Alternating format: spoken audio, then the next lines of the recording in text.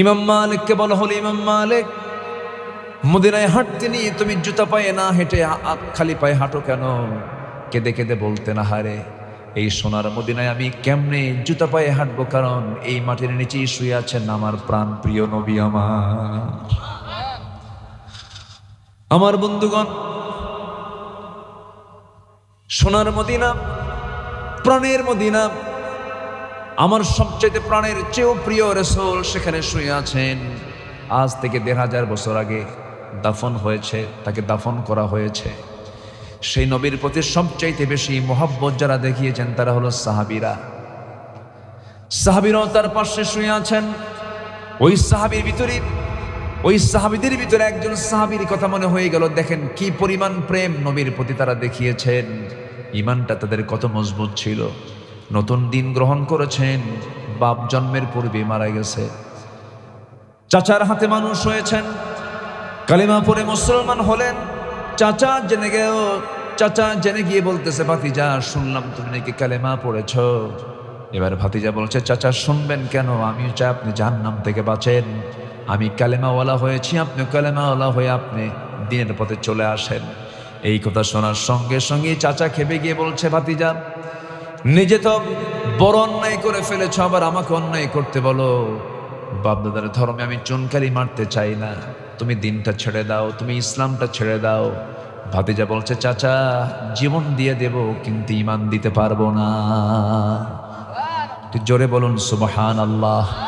জীবন দেব, কি দেব না? ঈমান দেব না। চাচা খেপে গিয়ে রেগে গিয়ে থাপ্পড় মেরে জমিনে ফেলে দিল। ফেলে দিয়ে বলছে, ভাতিজা যত সম্পত্তিগুলো তোর নামে আমি দিয়েছিলাম, তুই কি জানিস এই ঈমানটা না ছাড়লে পরে সমস্ত সম্পত্তি আমি তোর কাছ থেকে জোর করে নিয়ে নেব। ভাতিজা মুসকি মুসকি হাসি মারে বলে, চাচা জোর করবেন কেন? আমার তো ঈমান আছে, আমি স্বেচ্ছায় আমার সমস্ত সম্পদগুলো আমি আপনার হাতে তুলে দিলাম। লাগবে না আমার এগুলো আমার দরকার নাই। চাচা খেপে গিয়ে রেগে গিয়ে গায়ের জামাটা টেনে ছিঁড়ে ফেললো। পরনের লুঙ্গিটা পর্যন্ত তার দেহ থেকে খুলে নিল, উলঙ্গ করে ঘাড় ধাক্কা দিয়ে রক্তাক্ত করে ঘর থেকে বের করে দিয়েছে। উলঙ্গ দেহ, নগ্ন দেহ নিয়ে মার দরজায় গিয়ে নক করে বলছে, মা দরজা খুলো। দরজা খুলাই। এবার সন্তান বলছে, মা আমার দিকে তাকায়ও না, আমার চাচা দিন গ্রহণ করার কারণে সম্পদ তো নিয়েছে, আমার লুঙ্গি পর্যন্ত খুলে নিয়েছে। দেখো তো মা, ঘরের মধ্যে কোনো কাপড়, এক টুকরো কাপড় হলো চলবে, আছে নাকি? ঘরের মধ্যে এক খণ্ড চাদর পাওয়া গেল। সেই চাদরখানা দিয়ে কোনো মতো তিনি সদর ডাকলেন। এবার বলছেন, মা আমি আর কোথাও থাকবো না, আমার কোথাও ভালো লাগে না। আমার সবচাইতে প্রিয় দরবার হলো আমার প্রাণ প্রিয় নবীর দরবার মদিনা। জোরে কোন সুবহানাল্লাহ। চললাম মদিনার দিকে। মা দোয়া করো। মক্কা এবং মদিনার ঠিক মাঝখানে তার বাড়ি। আস্তে আস্তে রওনা করবেন, কিন্তু প্রচন্ড ঠান্ডার সময়। ওই আরবে বছরে 2 থেকে 3 মাস, 1 মাসও 2 মাসও হয়, প্রচন্ড ঠান্ডা থাকে, হাড় কাঁপানো শীত থাকে। ওই সময় শীতকাল চলে। ওই শীতের ভিতরে এই সাহাবী নগ্ন দেহ নিয়া, গায়ে কোনো কাপড় চোপড় নাই, শুধু এক খণ্ড কাপড় দিয়ে তিনি সতরটা রেখেছেন। কোনো মতো রওনা দিয়ে পায়ে হেঁটে হেঁটে মদিনা পর্যন্ত চলে আসলেন। নবীর দরজা এসে নক করলেন, দরজা খুলে গেল। রাসূল দেখলেন হাত পা কাঁপতেছে, কিচ্ছু জিজ্ঞাসা করলেন না। ভিতরে ঢুকলেন। সুন্দর 2টা জুব্বা, তার ব্যবহৃত সবচেয়ে উত্তম জুব্বা 2টা, উত্তম কাপড় 2টা তার জন্য বরাদ্দ করলেন। বাইরে এসে বলছেন, ও আল্লাহর গোলাম, ঠান্ডায় কাঁপতেছো, আমার জুব্বাটা তুমি তোমার গায়ে দাও। জুব্বা গায়ে দিলেন সাহাবী। রাসূল বলছেন, কি হয়েছে? সব তিনি খুলে বললেন। রাসূল বলেছেন, ও আমার সাহাবী আব্দুল্লাহ, তোমার চাচা তোমাকে উলঙ্গ করে দিয়েছে, বস্ত্রহীন করেছে, আর বিশ্বনবী তার জুব্বা মোবারক তোমাকে দান করে দিয়েছে। জোরে কোন সুবহানাল্লাহ। ও আমার আব্দুল্লাহ, তুমি কি চাও বলো? তিনি বলছেন, হুজুর আপনি আমার জন্য একটু দোয়া করুন, আপনি দোয়া করলেই হয়ে যাবে। আমার নবীজি হাত উঁচু করে দোয়া করছেন, আল্লাহ এই আব্দুল্লাহর দিন গ্রহণ করতে যে পরিমাণ কষ্ট করতে হয়েছে, আল্লাহ আমার আব্দুল্লাহর জান মালকে তুমি আল্লাহ কাফের বেঈমানদের জন্য হারাম করে দাও। এই কথা শোনার সঙ্গে সঙ্গে সাহাবীর মনটা খারাপ হয়ে গেল। সাহাবী কাঁদতে কাঁদতে বলছেন, ইয়া রাসূলুল্লাহ, আমার গোটা জীবনের চাওয়া হলো আমি যেন শহীদ হয়ে আল্লাহর দরবারে হাজির হতে পারি। আপনি কাফের বেঈমানদের জন্য আমার জানমালকে হারাম করে দিলেন, এই দোয়া করলেন, মানে কাফেররা আমাকে মারতে পারবে না, আমি শহীদ হতে পারবো না।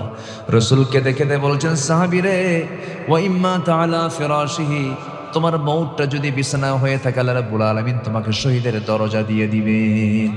জোরে কান সুবহানাল্লাহ। আমার নবীজি তার হাতে কোরআন তুলে দিলেন, কোরআনটা হাতে নিয়ে চলে গেলেন আসহাবে সুফার ভিতরে চলে গেলেন। নবীজির পাশেই একটা টিম ছিল, সেই টিমটার ঘর নাই, বাড়ি নাই, খাবার নাই, দাবার নাই, তার মেহমান হয়ে থাকতো। নবীজির ঘরের পাশেই তারা থাকতো, আসহাবে সুফার সদস্য তারা। আমার নবীজির কাছে যে সমস্ত খাবারগুলো হাদিয়া স্বরূপ আসতো তিনি তাদের মাঝে মাঝে মাঝে বন্টন করতেন। দিন পার হয়ে যেত, ক্ষুধা থাকতো, খাবার থাকতো না। সাইয়্যিদনা আবু হুরায়রা রাদিয়াল্লাহু তাআলা আনহু একদিন এত ক্ষুধার্ত, রাসূলকে সালাম দিবেন, সালামের মতো আওয়াজও তার মুখ থেকে বের হয় না। সালাম দিতে নিয়ে আওয়াজ বন্ধ হয়ে গেছে। আমার নবীজির কাছে এক গ্লাস দুধ হাদিয়া দিয়ে গেল, এক গ্লাস মাত্র দুধ। আমার নবীজি আসহাবে সুফার সদস্যদের সামনে গিয়ে দাঁড়ালেন, একজনকে বললেন, সাহাবী এটা পান করো। তিনি তাকে হাতে দিলেন, পান করলেন। আরেকজনকে দিলেন, তিনিও পান করলেন। আরেকজনকে দিলেন, তিনিও পান করলেন। দুধ কমে না। কেউ তো সুবহানাল্লাহ বললেন না। দুধ কমে না। শতাধিক সাহাবীর এক গ্লাস দুধ দিয়ে সবার দুধ পান হয়ে গেছে। আমার রাসূল বললেন, শোনো সাহাবীরা, আরো আল্লাহর বান্দা থাকলে দুধ কমতো না যতক্ষণ না আমি নবীজি আমার ঠোঁটটা এই গ্লাসে না লাগাবো। যেরকম সুবহানাল্লাহ। ওই আসহাবে সুফার সদস্যদের অন্তর্ভুক্ত হলেন সেই সাহাবী। কোরআন তেলাওয়াত করেন, চিৎকার করে করে কোরআন তেলাওয়াত করেন, চোখের পানি দিয়ে কোরআন ভিজে যাচ্ছে। সাহাবীদের কষ্ট হয়, এত উচ্চস্বরে কোরআন তেলাওয়াত করে। কয়েকজন সাহাবী এসে বলছেন, হুজুর, এই আব্দুল্লাহ নতুন একজন সাহাবী আসছে, এত জোরে কোরআন পড়ে আমাদের ডিস্টার্ব হয়। রাসূল বলছেন, সাহাবীরা রে, দয়া করে তোমরা আব্দুল্লাহর বিরুদ্ধে কোনো রিপোর্ট করতে এসো না, তোমরা আব্দুল্লাহর বিরুদ্ধে কোনো কথা বলতে এসো না। এই আব্দুল্লাহ ইমানটাকে টিকে রাখতে গিয়া ঘর ছেড়েছে, বাড়ি ছেড়েছে, দৌলত ছেড়েছে, সম্পদ ছেড়েছে, দুনিয়া বিক্রি করে ইমানটা সে কিনে নিয়েছে। বাধা দিও না, ওকে কোরআন, জোরে জোরে কোরআন পড়তে দাও। যুদ্ধে গেলেন, আমার রাসূল বললেন, আব্দুল্লাহ চলো, তুমিও চলো, যুদ্ধে যাই। একসঙ্গে নিয়ে গেলেন। অভিযান শেষ হলো, ফেরত আসতেছেন। ফেরত আসার পথে হঠাৎ করে আমার নবীর কানে সংবাদ আসলো, হুজুর, আপনার সেই প্রিয় সাহাবী আব্দুল্লাহ খুব অসুস্থ। আমার নবীজি একটু অবাক হয়ে গেলেন, আর বললেন, দেখো তো আমার আব্দুল্লাহর জন্য খুব উত্তম নার্সিং করো, তোমরা সেবা করো। সাহাবীরা খুব চেষ্টা করলেন। 3 দিন পর নবীর কাছে সংবাদ চলে এলো, হুজুর, নিষ্ফল চেষ্টা হলো না, আব্দুল্লাহ দুনিয়া থেকে বিদায় হয়ে গেছে। আমার নবীজি কেঁদে ফেললেন, বলছেন, সাহাবীরা শোনো, আমার আব্দুল্লাহর জানাজার আয়োজন করো, জানাজার নামাজটা কেউ পড়াবে না, আমি রাসূল তার ইমাম হয়ে যাব। জানাজায় দাঁড়ায় গেছেন মুজাহিদরা, সব মুজাহিদ সাহাবী। আমার নবীজি সামনে লাশ, রাসূল জানাজা পড়ান শেষ করলেন। নামাজ জানাজা পড়ায় শেষ করে রাসূল বলছেন, সাহাবীরা রে, আমার আব্দুল্লাহর কাফন দাফনের জন্য তোমরা কবরটা কোথায় খনন করেছো? হুজুর, ওই যে 2 পাহাড়ের চিপায়, 2 পাহাড়ের মাঝখানে। রাসূল বলছেন, আমাকে তোমরা সেই কবরের সামনে নিয়ে যাও। রাসূল কবরের সামনে গিয়ে দাঁড়ালেন। কেঁদে কেঁদে নবীজির দাড়িগুলো ভিজে যাচ্ছিল। আমার নবীজি কাঁদতেছিলেন আর বলছেন, সাহাবীরা রে, আমার আব্দুল্লাহর কবরে আমি আজকে কাউকে নামতে দেব না, আমি রাসূল নিজে কবরে নামবো। এই কথা বলে রাসূল নিজে কবরের মাটিতে নামলেন। নামে হাতটা আগায় দিলেন আর বলছেন, আবু বকর কোথায়? হুজুর, এই যে আমি, আমার ডানে নামো। ওমর, তুমি কোথায়? আমার বামে নামো। কয়জন নামলেন? বলেন কয়জন? বলেন। এই 3 জন তো সাধারণ মানুষ। আহা, কবরবাসীর কি ভাগ্য! 3 জন বিখ্যাত মানুষ কবরের ভিতরে নেমেছেন। আমার নবীজি 2টা হাত আগায় দিলেন, বলছেন, সাহাবীরা, আমার কলিজার টুকরা সাহাবী আব্দুল্লাহর লাশটা আমার হাতে তুলে দাও। নবীজি লাশটা ধরলেন, বলছেন, আবু বকর মাথা ধরো, ওমর পাটা ধরো। কবরে শোয়া দিলেন।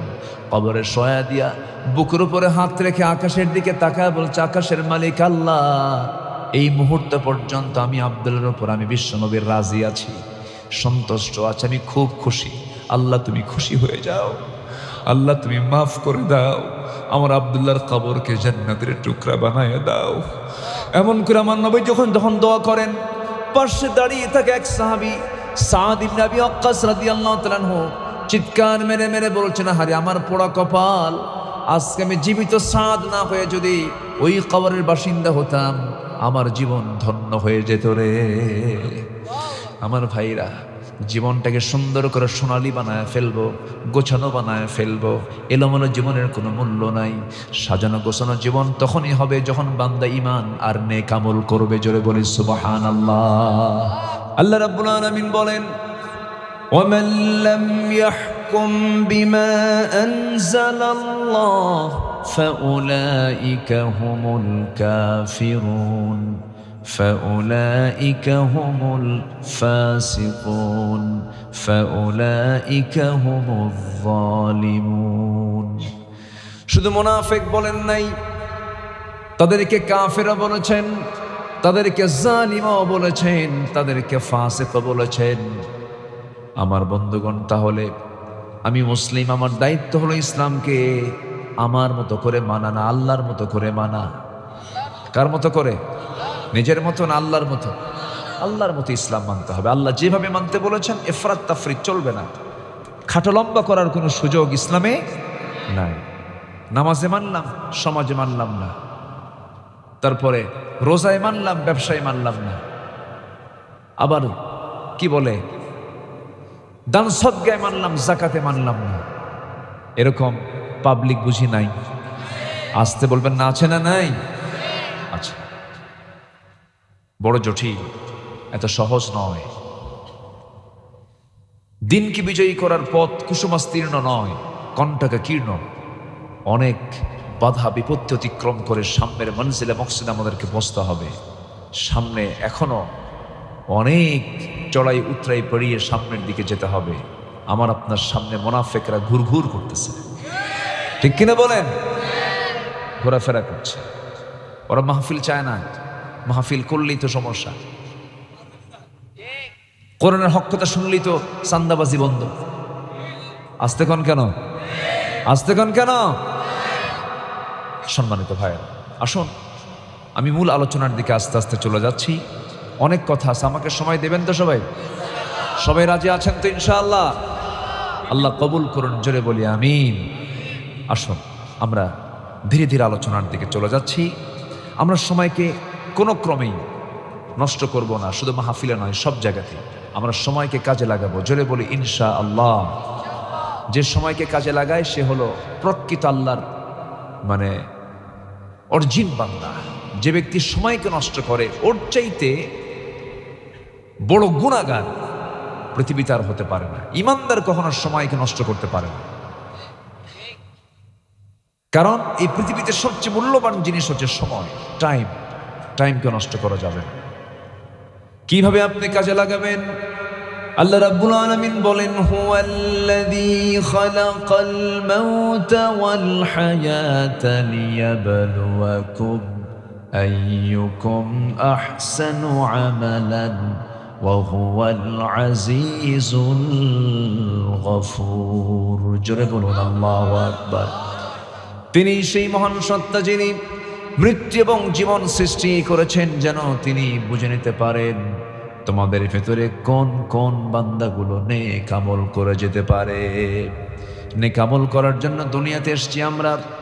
এই জন্য আমরা কোনো কাজ করতে গেলে আমরা যেমন লস চাই না, লাভ চাই।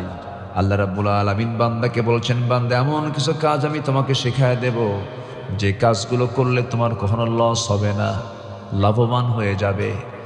তবে হ্যাঁ, সফলতার জন্য, সেই লাভের জন্য কিছু শর্ত আছে। সেই শর্ত যদি পূরণ করতে পারি, মহান রব্বুল আলামিন বলেন, আমি তোমাকে মহা সাফল্য দান করে আমি তোমাকে জান্নাত নামক নিয়ামত বুঝাইয়া দেব। জোরে বলে সুবহানাল্লাহ। সেই সফলতার শর্তগুলো কি আমরা কি শুনতে রাজি আছি ভাই? মোটামুটি 9টা শর্ত আছে। কয়টা শর্ত আছে বলেন তো?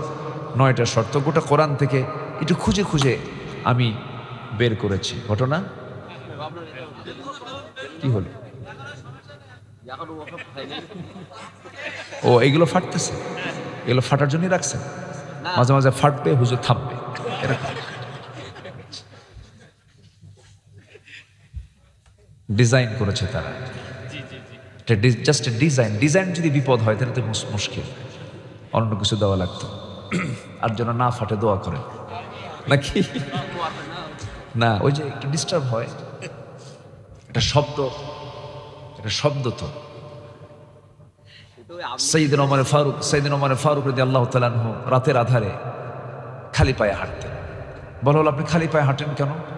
উনি বললেন যে এই যে রাস্তার যে পাথরগুলো আছে আর আমার জুতার যে খড়ম, জুতার সাথে পাথরের আঘাত লাগলে কি হবে? শব্দ হবে। এই শব্দে আমি রাস্তায় হাঁটবো, আর আমার নাগরিকরা যদি ঘুম ভেঙে যায় কিয়ামতের দিন কি জবাব দেবে? এই জন্য আমি ওমর খালি পায়ে হাঁটি, জনগণের জন্য ঘুমের কষ্ট না হয়। তাহলে ফাটাফাটি রাখা যাবে? রাখা যাবে না, শব্দ দূষণ। আমার দিকে তাকান, কষ্ট পাচ্ছেন নাকি আপনারা? আল্লাহ কবুল করুন, জোরে বলি আমিন। আমরা সফল হতে চাই, কার পরামর্শ নেব আমরা? কার পরামর্শ? তবে আল্লাহ রাব্বুল আলামিন আরেকটা আয়াতে তিনটা কথা বলেছেন, তিনটা কাজ যদি করো কখনো লস হবে না, সব সময় তুমি লাভবান হয়ে যাবে। আল্লাহ রাব্বুল আলামিন সুন্দর করে বলেন, ইন্নাল্লাযীনা ইয়াতলুনা কিতাবাল্লাহ ওয়া আকামুস সালাতা ওয়া আনফাকু মিম্মা রাযাকনাহুম সিররান ওয়া আলানিয়াতান ইয়ারজুনা তিজারাতান লান তাবুর। সূরাতুল ফাতির আল্লাহ রাব্বুল আলামিন বলেন তিনটা কাজ যারা করবে, আল্লাহর কালামকে যারা তেলাওয়াত করবে, নাম্বার 2 হলো যারা নামাজ কায়েম করবে, নাম্বার 3 হলো যারা গোপনে প্রকাশ্য আল্লাহর পথে যারা খরচ করবে। এই তিনটা কাজ আছে যার, তার কখনো লস নাই। জোরে কোন সুবহানাল্লাহ। তেলাওয়াত, নামাজ কায়েম আর আল্লাহর পথে দান, এই তিনটা কাজ করলে আল্লাহর পরামর্শ হলো তার কোনো লস নাই। আল্লাহু আকবার বলেন। তেলাওয়াত, এদেশে কি তেলাওয়াত আছে? কই? এখানে বসে আছেন যারা, আমি যদি বলি কোরআনটাকে সহি করে পড়তে পারবেন, সবার হাত কি উঠবে? উঠবে না। শুধু এখানে কেন, গোটা দেশেই তো উঠবে না। 20 কোটি মুসলমানের বসবাস যে দেশে, মাত্র 40 থেকে বড় জোর 50 লক্ষ মুসলমান কোরআনকে শুধু সহি করে পড়তে পারে, মাত্র 50 লাখ। আর বাকি এই বিশাল জনগোষ্ঠী কোরআনটাকে সহি করে পড়তে পারে না। কোরআন সহি না হলে নামাজ সহি হয়? আস্তে নামাজ সহি হয়। অথচ কোরআন সহি করে পড়া সবার জন্য কি? আরো জোরে বলেন। কোরআন সুন্দর করে সহি শুদ্ধ করে কোরআন তেলাওয়াত করা সবার জন্য কি? ডাক্তার কি সবার জন্য হওয়া ফরজ? ডাক্তার সবাই হলে রুগী থাকবে কই? ডাক্তার সবাই হবে না, ইঞ্জিনিয়ার সবাই হবে না, কিন্তু কোরআন সহি করে শেখা সবার জন্য কি? ফরজ। নামাজে কি লাগে? কোরআন না। আজকে আমার দেশে 54 বছর হলো দেশ স্বাধীন হয়েছে, মিনিস্ট্রি অফ এডুকেশন ছিল, শিক্ষা মন্ত্রণালয় ছিল, অনেক কিছুই ছিল, একটা বৃহৎ বাজেট শিক্ষা খাতে ব্যয় হওয়ার পরেও আজকে বাংলাদেশের একটি সিংহভাগ অংশ, বিশাল একটি অংশ ন্যূনতম নামাজ আদায়ের জন্য যে কোরআন সহি করে পড়ায়, এতটুকু শিক্ষাও জাতি অর্জন করতে পারে নাই। অর্থাৎ এখান থেকে প্রমাণিত হয় শিক্ষা মন্ত্রণালয়গুলো ছিল ব্যর্থ। ঠিক কিনা? ব্যর্থ। আমার আর ব্যর্থতার গ্লানি আর দেখতে চাই না, ব্যর্থতার এমন চিত্র আর দেখতে চাই না। প্রত্যেকটি শিক্ষাঙ্গনের প্রত্যেকটি ফ্যাকাল্টিতে, প্রত্যেকটি শাখা প্রশাখায় কোরআন শেখাকে বাধ্যতামূলক করে দেওয়া হোক। আসতে কোন কেন? জাতির চরিত্র ভালো হয়ে যাবে, জাতি ভালো হয়ে যাবে। এই জাতিকে ভালো করার জন্য যত কিছুই নিয়ে আসেন কাম হবে না। এই জাতি হলো মিশ্র জাতি। মিশ্র, কালো, ধলা, লম্বা, খাটো, চিকন, মোটা, বিচিত্র মানুষ। কিছু মানুষের চেহারা আছে চায়না দেশের মতো, আছে না? একটু চলে যান না আপনি, উপজাতির দিকে চলে যান, এরকম। এই মিশ্র জাতি, ফরাসি, পর্তুগিজ, তারপরে কি বলে ব্রিটিশ, এই বিভিন্ন দেশের অনুপ্রবেশ হয়েছিল এই দেশে। 200 বছর ব্রিটিশরা শাসন করেছে দেশকে। এই মিশ্র জাতিকে ভালো করার জন্য আপনি অনেক চেষ্টাই তো হলো, কোনো চেষ্টাই সফল হবে না। এই জাতি ভালো হবে একমাত্র কোরআনের বিধান মেনে চললে পরে। আসতে বলবেন না, জোরে বলুন, ঠিক কিনা? কোরআন সব জায়গায় চালু হোক, সবাই চান না আপনারা? সবাইকে আপনারা চান না? আল্লাহ কবুল করুন, জোরে বলেন আমিন। হায়রে, পার্লামেন্ট 16 বছর দেখলাম, কত চিত্র বিচিত্র। পার্লামেন্টে কোরআন তেলাওয়াত করার লোক নাই, কারি সাহেব যান নাই। একজন এমপিকে, এখন তো অধিবেশন শুরু হবে, এমপিকে উপস্থিত ডাক দিয়ে বলতেছে, এমপি সাহেব তেলাওয়াত করেন। এমপি তেলাওয়াত করছে, শয়তান কই, তোর তেলাওয়াতের চেয়ে আমার তেলাওয়াত ভালো। এই হলো নেতাদের তেলাওয়াতের অবস্থা। আগামীকাল ঈদুল আজহার জানাজা নামাজ। কি নামাজ? জানাজা নামাজ। ঈদুল আজহার জানাজা নামাজ। বাচ্চা হয়েছে এক মন্ত্রীর, বাচ্চা হাতে নিয়ে বলে, লা ইলাহা ইল্লা আনতা সুবহানাকা ইন্নী কুনতু মিনাজ জালিমিন। কি কথা কি বুঝতেছেন আপনারা? এই চিত্র আমরা দেখতে পেলাম। 16 বছরে জমজমাট সংসদে কোরআন তেলাওয়াত না হলেও মমতাজের গান ঠিকই হয়েছে।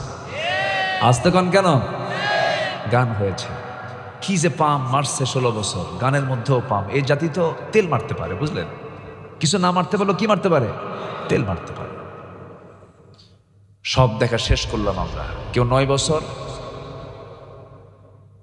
কেউ 25 বছর, কেউ 16 বছর। সব দেখা শেষ। আইয়ুবের শাসন দেখেছি, মুজিবের ভাষণ শুনেছি, জিয়া কেটেছেন খাল, এরশাদ চাচার তাল ব্যথা, মাঝখানে শেষের দিকের হরতাল আর হরতাল। সব দেখা শেষ। আগামীর বাংলাদেশকে আমরা দেখতে চাই কোরআনের বাংলাদেশ। রাজি আছেন কারা কারা? হাত উঁচু করে দেখান মুসলমান।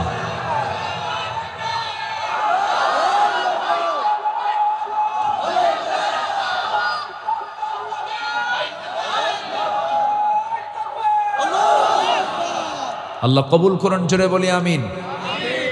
আজকে দেখি আলোচকের মুখেও মাইক, শ্রোতার মুখেও মাইক। বিশাল ব্যাপার, মাশাআল্লাহ। আল্লাহ কবুল করুন। এটা সাতক্ষীরাতেই সম্ভব। খুব ভালো আপনারা। আমরা কি সফল হতে চাই? তো নাকি সফল হতে চাই? 9টা শর্ত। কয়টা শর্ত? 9টা। একটাও কি কইছি? একটাও বলিনি, কেবল শুরু। নুরু শুরু। আলহামদুলিল্লাহ। কোরআন তো দরিয়া, অনেক বড় আলোচনা কোরআনের। তলাহীন একটা সাগর, যার কোনো তলা নাই। যেরকম সুবহানাল্লাহ, বিশাল একটা কিতাব এটা। আল্লাহ রাব্বুল আলামিন বলেন, সফল যদি হতে চাও, যেখান থেকে তেলাওয়াত দিয়ে শুরু করেছে মহান রাব্বুল আলামিন বলেন, ইন্নাল্লাযীনা আমানু ওয়া আমিলুস সালিহাতি লাহুম জান্নাতুন তাজরি মিন তাহতিহাল আনহার যালিকাল ফাওজুল কাবীর। জোরে বলুন আল্লাহু আকবার। 1 নম্বর হলো, নিঃসন্দেহে যারা ঈমান আনবে এবং নেক আমল করবে তাদের জন্য আমি আল্লাহ রাব্বুল আলামিন স্থায়ী জান্নাত রেখে দিয়েছি। এমন পার্মানেন্ট জান্নাত যার নিচ দিয়ে নহর প্রবাহিত। 4টা নহর থাকবে জান্নাতে। কয়টা নহর বলেন? 4টা নহর থাকবে। দুধের নহর থাকবে, মধুর নহর থাকবে, শরাবের নহর থাকবে, পানির নহর থাকবে। হয়তো মনে মনে বলছেন, হুজুর শরাব, কোন ধরনের ড্রিঙ্কস থাকবে সেখানে? পচা মদ থাকবে না, যা খায়া লিভার নষ্ট হবে, চোখ লাল হয়ে যাবে, বেহুশ হয়ে যাবে, এমন কোনো মাদক সেখানে থাকবে না। এমন শরাব সেখানে থাকবে, যেই শরাব, যেই জুস, যেই লিকুইড পান করলে পরে, যে ড্রিঙ্কস পান করলে পরে ওই জান্নাতে যুবকের যৌবন ডাবল ডাবল, দ্বিগুণ দ্বিগুণ হয়ে যাবে। জোরে বলি সুবহানাল্লাহ। দুনিয়ার খাবার খেলে মানুষ বুড়া হয়ে যায়, শিশু ধীরে ধীরে কিশোর হয়ে যায়, যুবক ধীরে ধীরে বয়সের দিকে চলে যায়। কিন্তু জান্নাতের খাবারটা এমন একটা খাবার, যে জান্নাতের খাবার খাবে ওই মানুষ কোনোদিন আর একটা বারের জন্য বুড়া হবে না। জোরে বলি সুবহানাল্লাহ।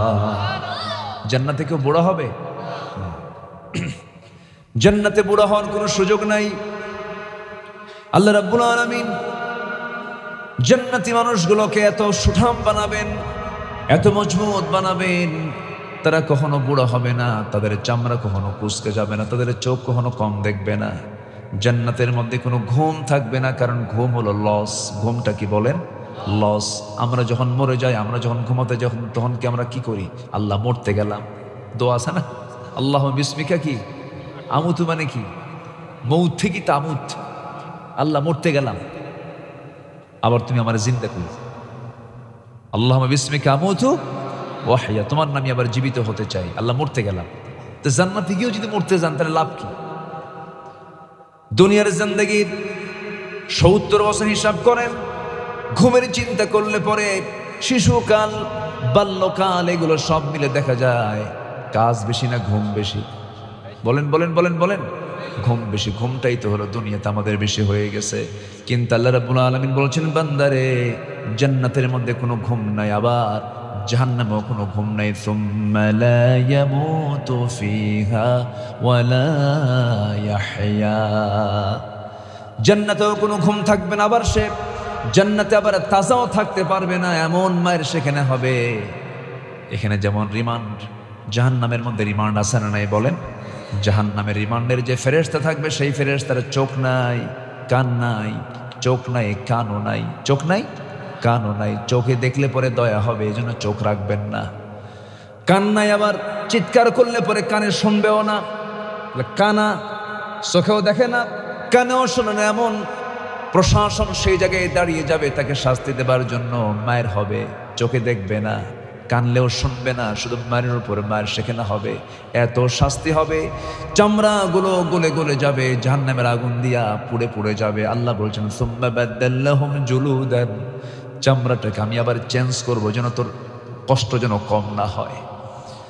আমার বন্ধুগণ, আল্লাহ যেমন আমরা রহমান জানি, রহিম জানি, আমার আল্লাহ আবার কাহার, তিনি জব্বার, তিনি কঠিন, তিনি। জাহান্নামটা এত ভয়ঙ্কর, জাহান্নামটা এত ডেঞ্জারাস জায়গা, যা সহ্য করার কোনো ক্ষমতা আমাদের নাই। এই জন্য আল্লাহর কাছে সবসময় বলতে হবে, আল্লাহ মেহেরবানি করে আমাকে জাহান্নাম থেকে বাঁচাও। والذين يبيتون لربهم سجدا وقياما والذين يقولون ربنا اصرف عنا عذاب جهنم إن عذابها كان غراما إنها ساءت مستقرا ومقاما। আমার বন্ধুগণ, জাহান্নামটা এত টকবক করতেছে, জাহান্নামটা এত ভয়ঙ্কর হবে, বান্দা কোনো কুল কিনারা পাবে না। জাহান্নামটা এত ভয়ঙ্কর হবে, এত বড় হবে। এই যে বিশাল সূর্য দেখতে পাচ্ছেন, এই সূর্যটা জাহান্নামের মুখে যদি নিক্ষেপ করে দেওয়া হয়, অবলীলা এই সূর্য জাহান্নামের মধ্যে হেরে যাবে। এত ভয়ঙ্কর সেই জাহান্নাম। সেই জাহান্নাম থেকে বাঁচার জন্য আমাকে আপনাকে সবচেয়ে বড় পুঁজি, সফল যদি হতে চান, স্থায়ী জান্নাত যদি আমরা পেতে চাই, একটা আমল আমাকে আপনাকে করতে হবে, একটা কাজ করতে হবে, তা হলো ভালো করে ঈমান আনতে হবে এবং নেক আমল করতে হবে। আমার ভাইরা, আমার বন্ধুগণ, ঈমান আছে আমল নেই, লাভ হবে না। আমল আছে ঈমান নেই, তাও লাভ হবে না। একটা প্রশ্ন করব, সবাই শুনবেন, উত্তর দিবেন। বলুন তো, আমার দেশে নামাজি বেশি না ঈমানদার বেশি?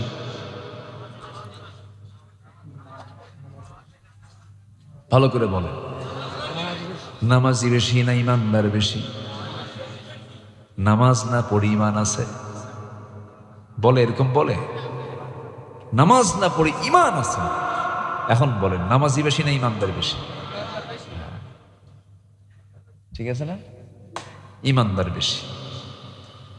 নামাজ নাই কিন্তু ঈমান আছে, এবং চাপাও খুব শক্ত, এত শক্ত চাপা, চাপার উপরে ট্রাকের চাকা পড়লেও চাপা ভাঙ্গে না, এত শক্ত চাপা। নামাজ পড়ে না কিন্তু হিম্মত দিয়ে বলে আমি মুসলমান।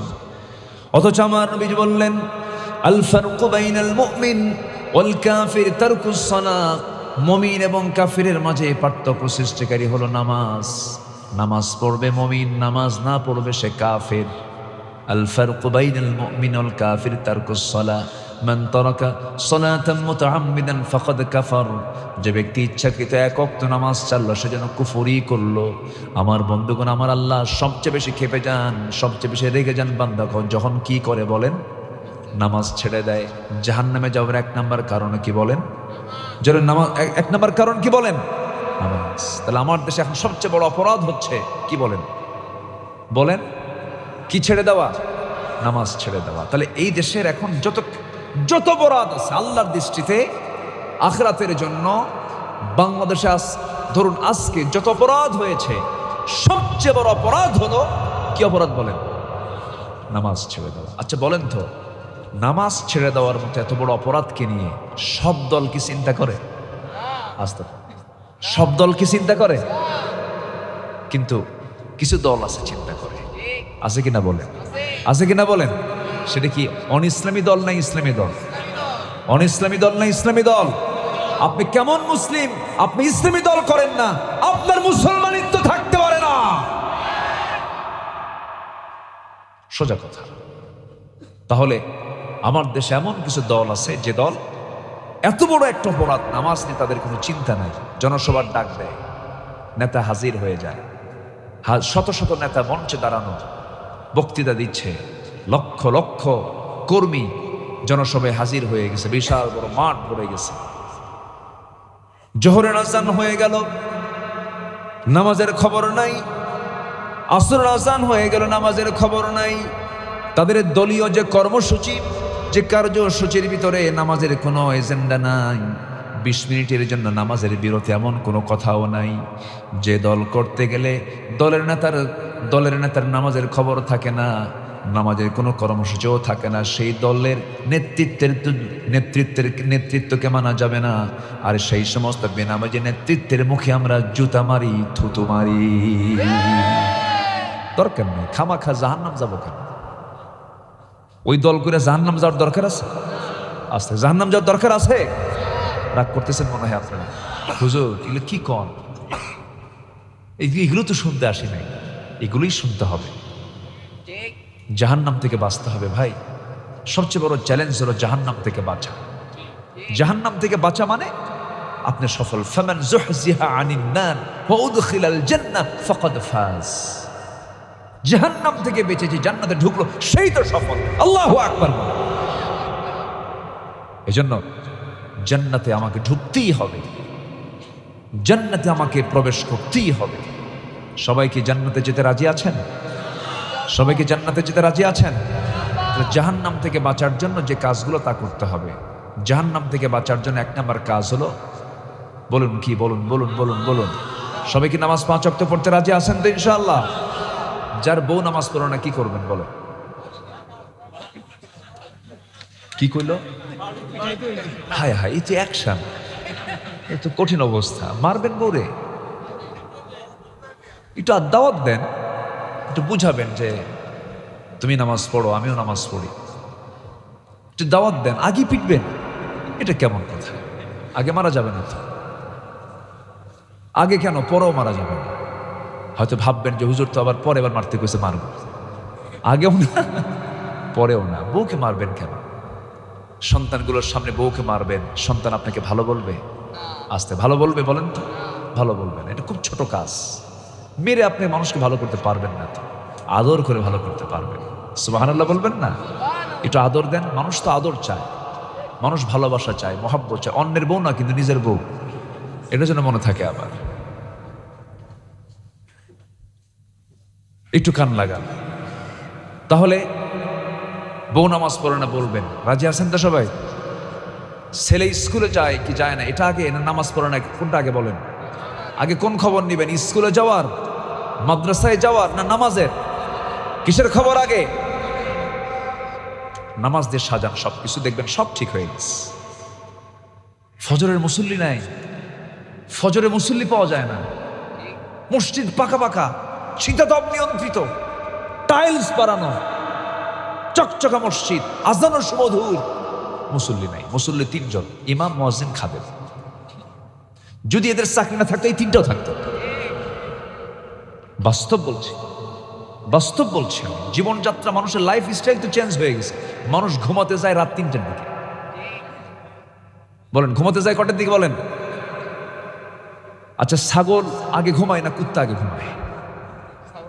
আস্তে কয়, আস্তে কয়, আস্তে কয়। ঘুমটা কার আগে বেশি বলেন? ছাগল আগে ঘুমায় না কুত্তা আগে ঘুমায়? কুত্তা কি রাতে ঘুমায়? কুত্তা কি করে? সারা রাত। আর যে ছাগলটা খাওয়া হালাল, সেটা একদম ইমানদার মুমিন বান্দার মতো সে সময় মতো আগের বেলায় সে ঘুমিয়ে পড়ে এবং ঠিক ফজরের সময় সে আওয়াজ দিয়ে মালিককে উঠায় বলে নামাজ পড়ে। সুবহানাল্লাহ বলবেন না? কুকুরটা সারা রাত জেগে থাকে আর দিনের বেলা কি করে কন্ত? ঘুমায়। তো এই চরিত্র যদি রাখেন, মাশাআল্লাহ, ভালো কুত্তা চরিত্র। রেখি চরিত্র কর কুকুর চরিত্র। আমার বন্ধুগণ, ইমানদারের ঘুম হবে আগের রাত্রিতে এবং সে জেগে যাবে শেষ প্রহরে। শেষ প্রহরে সে জেগে গিয়ে ইবাদতে সে মশগুল হয়ে যাবে, অস্থির হয়ে যাবে আল্লাহর সম্পর্ক তৈরি করার জন্য। কারণ আল্লাহ রাব্বুল আলামিন বলছেন, ওয়াজআলনাল লাইলা লিবাসা ওয়াজআলনান নাহারা মাআশা। আমি রাতকে বানিয়ে দিয়েছি আড়াল করে, বান্দা ঘুমিয়ে পড়ো, লাইটটা বন্ধ করো, একটা অন্ধকার করে শুয়ে পড়ো। আমি তোমার ঘুমের মধ্যে নিয়ামত রেখে দিয়েছি, তোমার ক্যান্সার হবে না, জটিল কোনো রোগ হবে না, অসুস্থ হয়ে পড়বে না। আগের যুগের মুরব্বীরা সুস্থ ছিলেন, তারা মোরগের সঙ্গে ঘুমিয়ে যেতেন, আবার মোরগের ডাকি তারা ঘুম থেকে উঠতেন। কিন্তু আজকের স্টাইলটা সম্পূর্ণ ভিন্ন হয়ে গেছে, ফজরে মুসল্লি নাই। এগুলো কারণ। আমার বন্ধুগণ, সাজানো গোছানো জীবনযাপন করব, নামাজকে সব কিছুর মূল বানায় নেব, কাজকে বলবো নামাজ আছে এবং নামাজ পড়িয়ে কাজটা করব। এমন করে যদি সুন্দর করে সাজাতে পারি জীবনটাকে, দুনিয়াও সুন্দর হয়ে যাবে, আখিরাতও সুন্দর হয়ে যাবে। জোরে বলি সুবহানাল্লাহ। নামাজ পড়ব কয় ওয়াক্ত বলেন? 5 ওয়াক্ত। আমি কি দোয়া করে দেব? যে না বলি, কিছু কিছু লোক যায় যে দু একজন করে। প্রয়োজনে যাচ্ছে। কি প্রয়োজন? বিড়ি খাবে? বসেন, একটু বসেন না, কত সময় চলে যায়। এখানে যদি বসে আপনার না ভালো লাগে তাহলে ভাববেন যে ছেঁচড়া শয়তান ধরছে আপনাদের। কি শয়তান? ছেঁচড়া। ছেঁচড়া বোঝেন তো নাকি? আপনাদের ভাষা তো আমার চেয়ে অনেক সুন্দর। সাতক্ষীরার ভাষা এত সুন্দর, মিষ্টি ভাষা, আলহামদুলিল্লাহ, খুব ভালো, খুব ভালো ভাষা। একটু আমি সুন্দর করে একটু বোঝাচ্ছি, চেষ্টা করছি, একটু আমাকে সহযোগিতা করেন। আমি আমার সর্বোচ্চটুকু দেওয়ার চেষ্টা করছি। আপনি থাকলে তাহলে আমি কথা বলতে পারবো, আপনি চলে গেলে বাগানটা ভেঙে যাবে। এটা কিসের বাগান বলেন তো? জান্নাতের বাগান। আপনি যদি ভাঙ্গেন, মনে যদি চায় তো ভাঙ্গেন। একটু বসেন, একটু দরদ রাখতে হবে, কোরআনের প্রতি মহাব্বত রাখতে। কোরআনকে সময় দিবেন, কোরআন আপনাকে সুপারিশ করে জান্নাতে নিয়ে যাবে। কোরআনকে সময় দেবো আমরা, কম কম না বেশি বেশি? বেশি বেশি। আমরা কাকে সময় দিচ্ছি এখন বলেন তো? কোরআনকে সময় দিচ্ছি। সফল হওয়ার জন্য 9টা শর্ত। 1 নম্বর হলো ঈমান এবং নেক আমল। সবাই করতে রাজি আছেন তো? ঈমান এবং নেক আমল। ঈমান আছে, নেক আমল নাই। নেক আমল আছে, ঈমান নাই। বহু লোক দুনিয়াতে আছে যারা খ্রিস্টান, যারা ইহুদি, অন্য ধর্মের মানুষ, অনেক মুসলমানের চাইতে তারা ভালো ভালো কাজ করে। আছে না? আছে। লক্ষ লক্ষ কোটি টাকা দান করে তারা। সত্য কথা বলে, কখনো মিথ্যা কথা বলে না, লোভ রাখে না, হিংসা রাখে না, অহংকার রাখে না। কিন্তু ঈমান নাই, কাম হবে না। কিন্তু ঈমানও আছে, আবার নেক আমলও আছে। আল্লাহ রাব্বুল আলামিন বলছেন, আমি আল্লাহ তাকে জান্নাত বুঝাইয়া দেব। জোরে কোন সুবহানাল্লাহ। আমার বন্ধুগণ, ঈমান তো এনেছি, কিন্তু ঈমানটাকে টিকে রাখা সহজ নয়। আমার নবীজি প্রথমে আবিসিনিয়ায় কিছু সাহাবীকে পাঠায় দিলেন। আবিসিনিয়ায় হিজরতে পাঠায় দিলেন। আবিসিনিয়ায় যাওয়ার পর এমনকি আমার নবীর হাতে বায়াত নেওয়ার পরও তারা, ঈমান আনার পরও তারা আবার খ্রিস্টান হয়ে যায়। কি হয়ে যায়? নবীর হাতে বায়াত নিয়েছে, এরপরও খ্রিস্টান হয়ে গেছে। কিন্তু আল্লাহ রাব্বুল আলামিন বান্দাকে বলছেন, বান্দারে ঈমান তো এনেছো, কিন্তু ঈমানটা শুধু আনলেই হবে না, ঈমানের উপরে টিকে থাকতে হবে।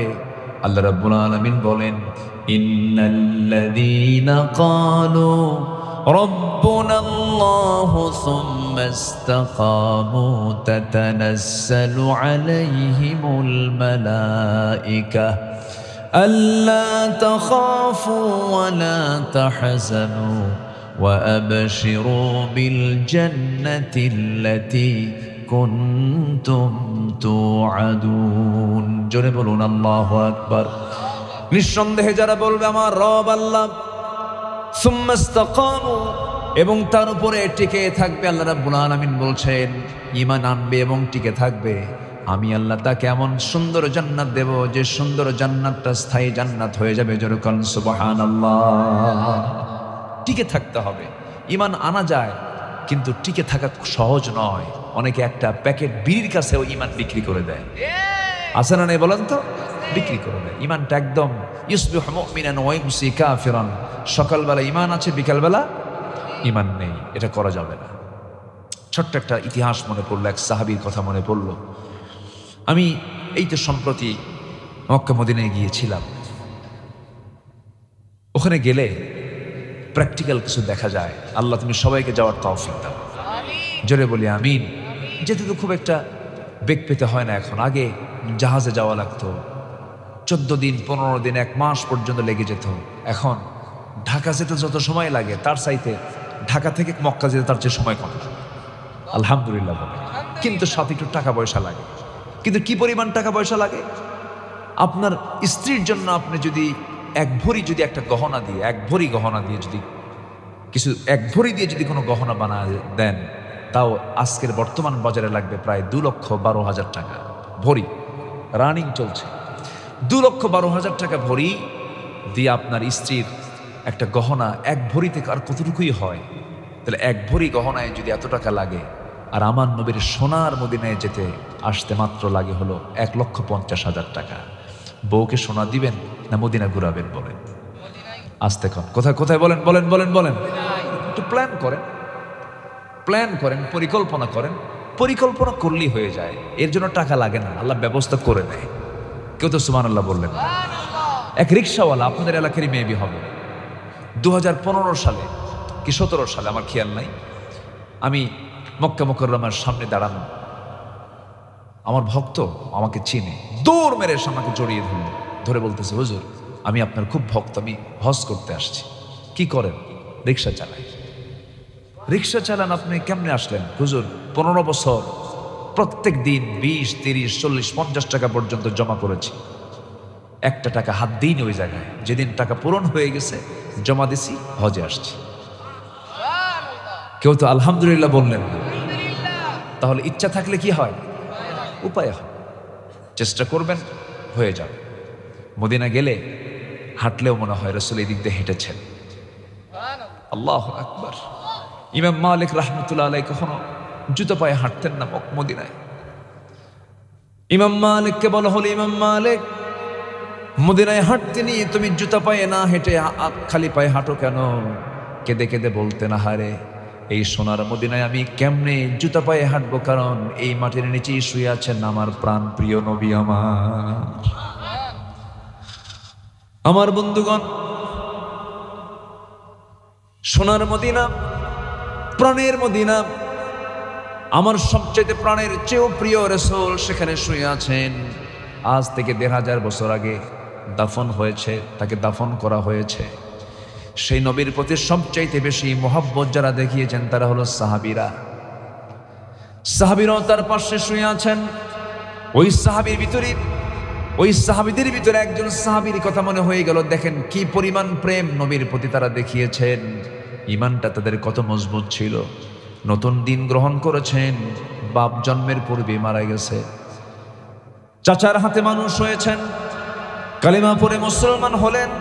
চাচা জেনে গিয়ে বলতেছে, ভাতিজা শুনলাম তুমি নাকি কালেমা পড়েছ। এবার ভাতিজা বলছে, চাচা শুনবেন কেন? আমিও চাই আপনি জাহান্নাম থেকে বাঁচেন। আমি কালেমাওয়ালা হয়েছি, আপনি কালেমাওয়ালা হয়ে আপনি দিনের পথে চলে আসেন। এই কথা শোনার সঙ্গে সঙ্গে চাচা খেপে গিয়ে বলছে, ভাতিজা নিজে তো বড় অন্যায় করে ফেলেছ, আবার আমাকে অন্যায় করতে বলো। বাপদাদার ধর্মে আমি চুনকালি মারতে চাই না, তুমি দিনটা ছেড়ে দাও, তুমি ইসলামটা ছেড়ে দাও। ভাতিজা বলছে, চাচা জীবন দিয়ে দেব কিন্তু ঈমান দিতে পারবো না। একটু জোরে বলুন সুবহানাল্লাহ। জীবন দেব, কি দেব না? ঈমান দেব না। চাচা খেপে গিয়ে রেগে গিয়ে থাপ্পড় মেরে জমিনে ফেলে দিল। ফেলে দিয়ে বলছে, ভাতিজা যত সম্পত্তিগুলো তোর নামে আমি দিয়েছিলাম, তুই কি জানিস এই ঈমানটা না ছাড়লে পরে সমস্ত সম্পত্তি আমি তোর কাছ থেকে জোর করে নিয়ে নেব। ভাতিজা মুসকি মুসকি হাসি মারে বলে, চাচা জোর করবেন কেন? আমার তো ঈমান আছে, আমি স্বেচ্ছায় আমার সমস্ত সম্পদগুলো আমি আপনার হাতে তুলে দিলাম। লাগবে না আমার এগুলো আমার দরকার নাই। চাচা খেপে গিয়ে রেগে গিয়ে গায়ের জামাটা টেনে ছিঁড়ে ফেললো, পরনের লুঙ্গিটা পর্যন্ত তার দেহ থেকে খুলে নিল, উলঙ্গ করে ঘাড় ধাক্কা দিয়ে রক্তাক্ত করে ঘর থেকে বের করে দিয়েছে। উলঙ্গ দেহ, নগ্ন দেহ নিয়ে মার দরজায় গিয়ে নক করে বলছে, মা দরজা খুলো। দরজা খুলাই।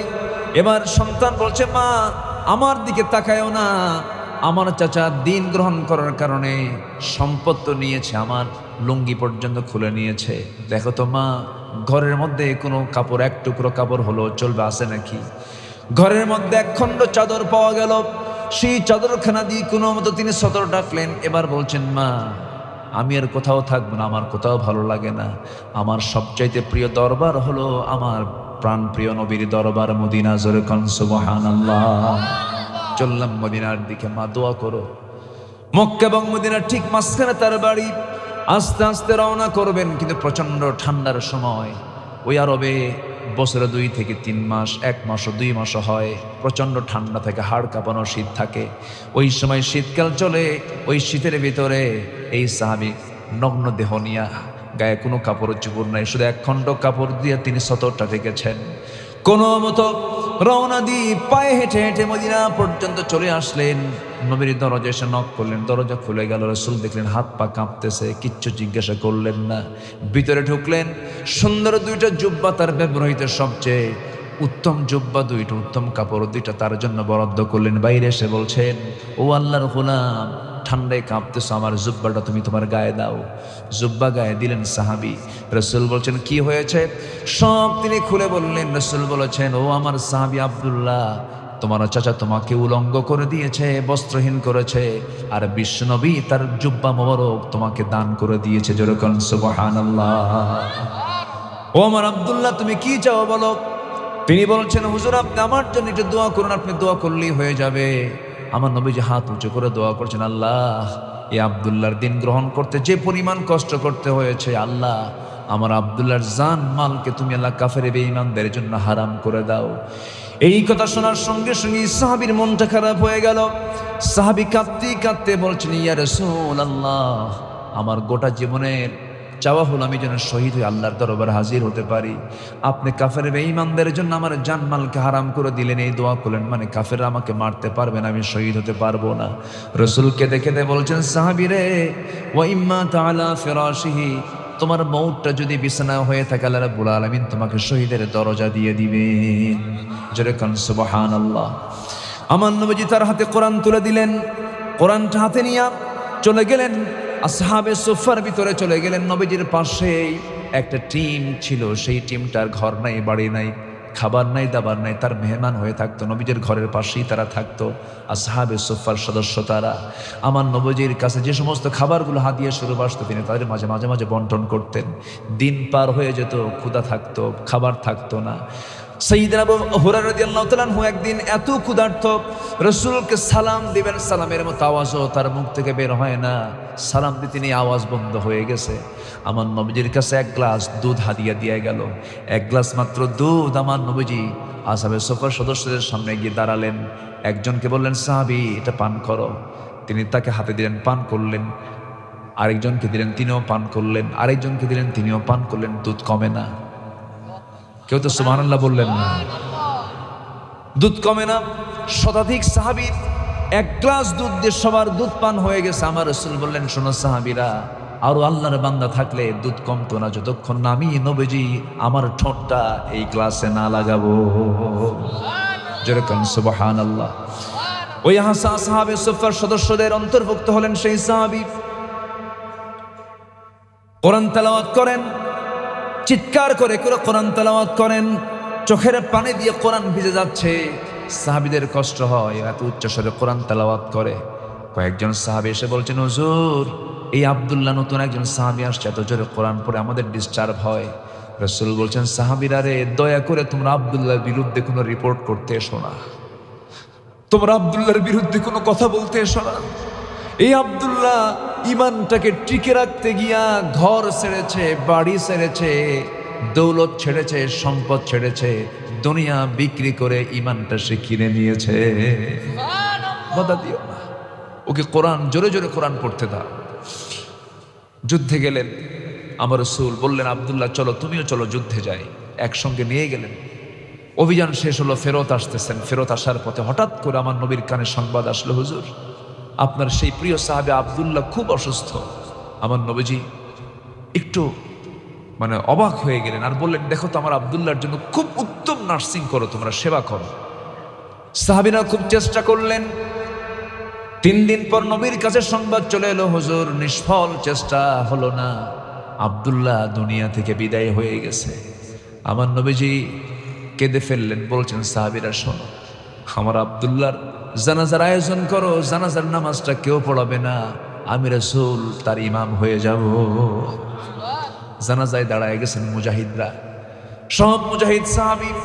আমার নবীজি সামনে লাশ, রাসূল জানাজা পড়ান শেষ করলেন। নামাজ জানাজা পড়ায় শেষ করে রাসূল বলছেন, সাহাবীরা রে, আমার আব্দুল্লাহর কাফন দাফনের জন্য তোমরা কবরটা কোথায় খনন করেছো? হুজুর ওই যে 2 পাহাড়ের চিপায়, 2 পাহাড়ের মাঝখানে। রাসূল বলছেন, আমাকে তোমরা সেই কবরের সামনে নিয়ে যাও। রাসূল কবরের সামনে গিয়ে দাঁড়ালেন। কেঁদে কেঁদে নবীজির দাড়িগুলো ভিজে যাচ্ছিল। আমার নবীজি কাঁদতেছিলেন আর বলছেন, সাহাবীরা রে, আমার আব্দুল্লাহর কবরে আমি আজকে কাউকে নামতে দেব না, আমি রাসূল নিজে কবরে নামবো। এই কথা বলে রাসূল নিজে কবরের মাটিতে নামলেন। নামে হাতটা আগায় দিলেন আর বলছেন, আবু বকর কোথায়? হুজুর এই যে আমি, আমার ডানে নামো। ওমর তুমি কোথায়? আমার বামে নামো। কয়জন নামলেন বলেন? কয়জন বলেন? এই 3 জন তো সাধারণ মানুষ। আহা, কবরবাসীর কি ভাগ্য! 3 জন বিখ্যাত মানুষ কবরের ভিতরে নেমেছেন। আমার নবীজি 2টা হাত আগায় দিলেন, বলছেন, সাহাবীরা, আমার কলিজার টুকরা সাহাবী আব্দুল্লাহর লাশটা আমার হাতে তুলে দাও। নবীজি লাশটা ধরলেন, বলছেন, আবু বকর মাথা ধরো, ওমর পাটা ধরো। কবরে শয়া দিলেন। কবরে শয়া দিয়া বুকের উপরে হাত রেখে আকাশের দিকে তাকায় বলছে, আকাশের মালিক আল্লাহ, এই মুহূর্ত পর্যন্ত আমি আব্দুল্লাহর উপর, আমি বিশ্বনবীর রাজি আছি, সন্তুষ্ট আছি, আমি খুব খুশি। আল্লাহ তুমি খুশি হয়ে যাও, আল্লাহ তুমি মাফ করে দাও, আমার আব্দুল্লাহর কবরকে জান্নাতের টুকরা বানায় দাও। এমন করে আমার নবী যখন দোয়া করেন, পাশে দাঁড়িয়ে থাকে এক সাহাবী সাদ ইবনে আবি ওয়াক্কাস রাদিয়াল্লাহু তাআলা আনহু, চিৎকার মেরে মেরে বলছেন, আরে আমার পোড়া কপাল, আজকে আমি জীবিত সাদ না হয়ে যদি ওই কবরের বাসিন্দা হতাম, আমার জীবন ধন্য হয়ে যেত রে। আমার ভাইরা, জীবনটাকে সুন্দর করে সোনালি বানায় ফেলবো, গোছানো বানায় ফেলবো। এলোমেলো জীবনের কোনো মূল্য নাই। সাজানো গোছানো জীবন তখনই হবে যখন বান্দা ঈমান আর নেক আমল করবে। জোরে বলি সুবহানাল্লাহ। সফল হওয়ার জন্য শর্ত কয়টা বলেন? 9টা। বলেছি কয়টা? 1 নাম্বার। নাম্বার 2 হলো সফল হওয়ার জন্য নাম্বার 2 যেটা দরকার, قد أفلح من تزكى وذكر اسم ربه فصلى بل تؤثرون الحياة الدنيا والآخرة خير وأبقى إن هذا لفي الصحف الأولى صحف إبراهيم وموسى। জোরে বলুন আল্লাহু আকবার। সূরাতুল আ'লা শেষ দিকে আল্লাহ রাব্বুল আলামিন বলছেন, সফল কি হতে চাও নাকি? সফল হওয়ার জন্য বাইরের দিকে নয়, অন্তরটা ঠিক রাখো, নফসটা ঠিক রাখো। নফস যদি ঠিক হয়ে যায়, সব ঠিক হয়ে যাবে। বান্দার যদি এই ভিতরটা, এই রূহটা যদি ঠিক হয়ে যায়, নফসটা যদি ঠিক হয়ে যায়, বান্দার সব ঠিক হয়ে যাবে। আল্লাহ বাহ্যিক কিছু দেখবেন না। লা ইয়ানজুরু ইলা সুওয়ারিকুম ওয়ালা ইলা আজসামিকুম ওয়ালাকিন ইয়ানজুরু ইলা কুলুবিকুম ওয়া আমালিকুম, তোমাদের বাহিরের বাসভূষা দেখবেন না, পোশাক আশাক দেখবেন না, চেহারা দেখবেন না, আল্লাহ দেখবেন তোমার ভিতরের খবরটা কি। জোরে কোন সুবহানাল্লাহ। তোমার ভিতরে যদি হিংসা তৈরি হয় কবুল হবে না, তোমার ভিতরে যদি লোভ তৈরি হয়, অবৈধ কামনা তৈরি হয়, কোনো লাভ হবে না। আমার বন্ধুগণ, ইমানের এই নফসের কিছু রোগ আছে, নফসের রোগ আছে না নাই বলেন? কি শুনবেন শুনবেন শুনবেন আগ্রহ আছে? আল্লাহ কবুল করুন, জোরে বলি আমিন। একটু বসেন, মাঝে মাঝেই দেখি একটু নড়াচড়া হচ্ছে, একটু বসেন। আমি ভাইকে একটু বলছিলাম একটু আগে ভাগে দিলে ভালো হতো, একটু দেরি হয়ে গেছে, একটু 9টার দিকে উঠলে আর একটু ভালো হয়, কিন্তু উনি বললেন না একটু পরেই উঠবেন আপনি। আচ্ছা ঠিক আছে উঠান। রাত বেশি হলে মানুষের একটু ভার ভার হয়ে যায়, যে একটু বসেন আর একটু সময় দিবেন না আপনারা? দিবেন না একটু সময় দিবেন না ইনশাআল্লাহ? আল্লাহ কবুল করেন, জোরে বলি আমিন। তাহলে বলেন তো, বাহিরে শুদ্ধতার প্রয়োজন না ভিতরে শুদ্ধতার প্রয়োজন? ভিতরে যদি ঠিক থাকে সব ঠিক। ভিতরটা ঠিক রাখতে হবে। জমি কিনলো একজন আর ঘুম হয় না আরেকজন, আছে কিনা বলেন? জমি কিনছে, জানো জমিটা কিনলো কেমন, সারা রাত ঘুম নাই আর শুধু মাথা থাপড়ায়, হাই রে করছে কি করছে কি, আছে কিনা বলেন? এই যে আপনার ভিতরে হিংসা কাজ করছে, এটা হলো নফসের রোগ। এটা কিসের রোগ বলেন তো? নফসের রোগ। এই রোগ থাকা যাবে না। এই রোগ থাকলে পরে সব শেষ হয়ে যাবে। হিংসা মানুষকে সব শেষ করে দেয়। ক্বালা ইয়্যাকুম ফিল হাসাদ ফাইন্নাল হাসাদা ইয়াকুলুল হাসানাত কামা তাকুলুন নারুল হাতাব। তোমরা হিংসা করতে যেও না, রাসূল বলেছেন হিংসা সমস্ত নেক আমলকে শেষ করে দেয়, যেমন করে আগুন প্রত্যেকটা কাঠখণ্ডকে জ্বালিয়ে ভস্ম করে দেয়। হিংসার ধারে পাশে আমরা যাব না, লোভের ধারে পাশে যাব না, অবৈধ কামনার ধারে পাশে যাব না। আল্লাহ রাব্বুল আলামিন বলছেন, সফল যদি হতে চাও নফসকে শুদ্ধ করো, নফসকে পরিশুদ্ধ করো, নফসকে ঠিকঠাক করে ফেলে দাও। নাম্বার 2 চলে গেল, সময় কম। নাম্বার 3 হলো সত্যবাদী হওয়া। কি বাদী হওয়া? বলেন বলেন বলেন, কি বি? সত্যবাদী হওয়া। আমার দেশে সত্য সাক্ষ্য বেশি না মিথ্যা সাক্ষ্য বেশি? কোর্ট আদালতে কাছারিতে ওখানে কি সত্য সাক্ষ্য বেশি চলে না মিথ্যা সাক্ষ্য বেশি চলে? মিথ্যা সাক্ষ্য বেশি চলে। শুধু মিথ্যা সাক্ষী দিয়ে ভরপুর, উল্টাপাল্টা সব বিচারের রায়টা উল্টাপাল্টা। আর বিগত 16 বছরে যে বিচারগুলো ছিল এগুলো তোর কোনো হিসাবই নেই। অটো রায়। কি রায় বলেন? আল্লামা সাঈদীর একজন মামলার সাক্ষী, তার যে বিরুদ্ধে মামলা হয়েছে সেই মামলার সাক্ষীর জন্ম হলো 79 আর ঘটনা হলো 71। ঘটনা কি? ঘটনা ঘটেছে 71 সালে আর সাক্ষীর জন্ম কোন সালে? 79 সালে। তাহলে সে দেখলো কেমনে? রুহের জগৎ থেকে দেখছে। এই 16 বছর আমরা যা দেখেছি, ফেরাউন পৃথিবীতে ছিল হলো 1600 বছর। 1600 বছরে তার কোনোদিন জ্বর হয়নি, কষ্ট হয়নি। এরা ছিল কত বছর? 16 বছর। সংখ্যার কিন্তু মিল আছে, কিন্তু কথা বলছে সংখ্যারও কিন্তু মিল আছে, চরিত্রর মিল ছিল। ফেরাউনের একটাই নেশা ছিল, ক্ষমতা হারানো যাবে না, ক্ষমতা এই টিকে থাকতেই হবে। মার পেট থেকে সন্তান করাত দিয়ে চিরে সন্তানকে বের করে হত্যা করা হয়েছে শুধু ক্ষমতাকে পাকাপোক্ত করার জন্য। বিগত 16 বছর তার আলেমদেরকে ফাঁসির মঞ্চে ঝুলায় মেরে ওদের লক্ষ্য একটাই ছিল, ক্ষমতাকে পাকাপোক্ত করা। কিন্তু আল্লাহ রাখেন নাই। কারণ আল্লামা সাঈদী বহুদিন আগে বলেছিলেন, 25 বছর আগে, তিনি যে আল্লাহওয়ালা ছিলেন আমার কাছে 100% মনে হয়। আপনার কি মনে হয় আমি জানি না।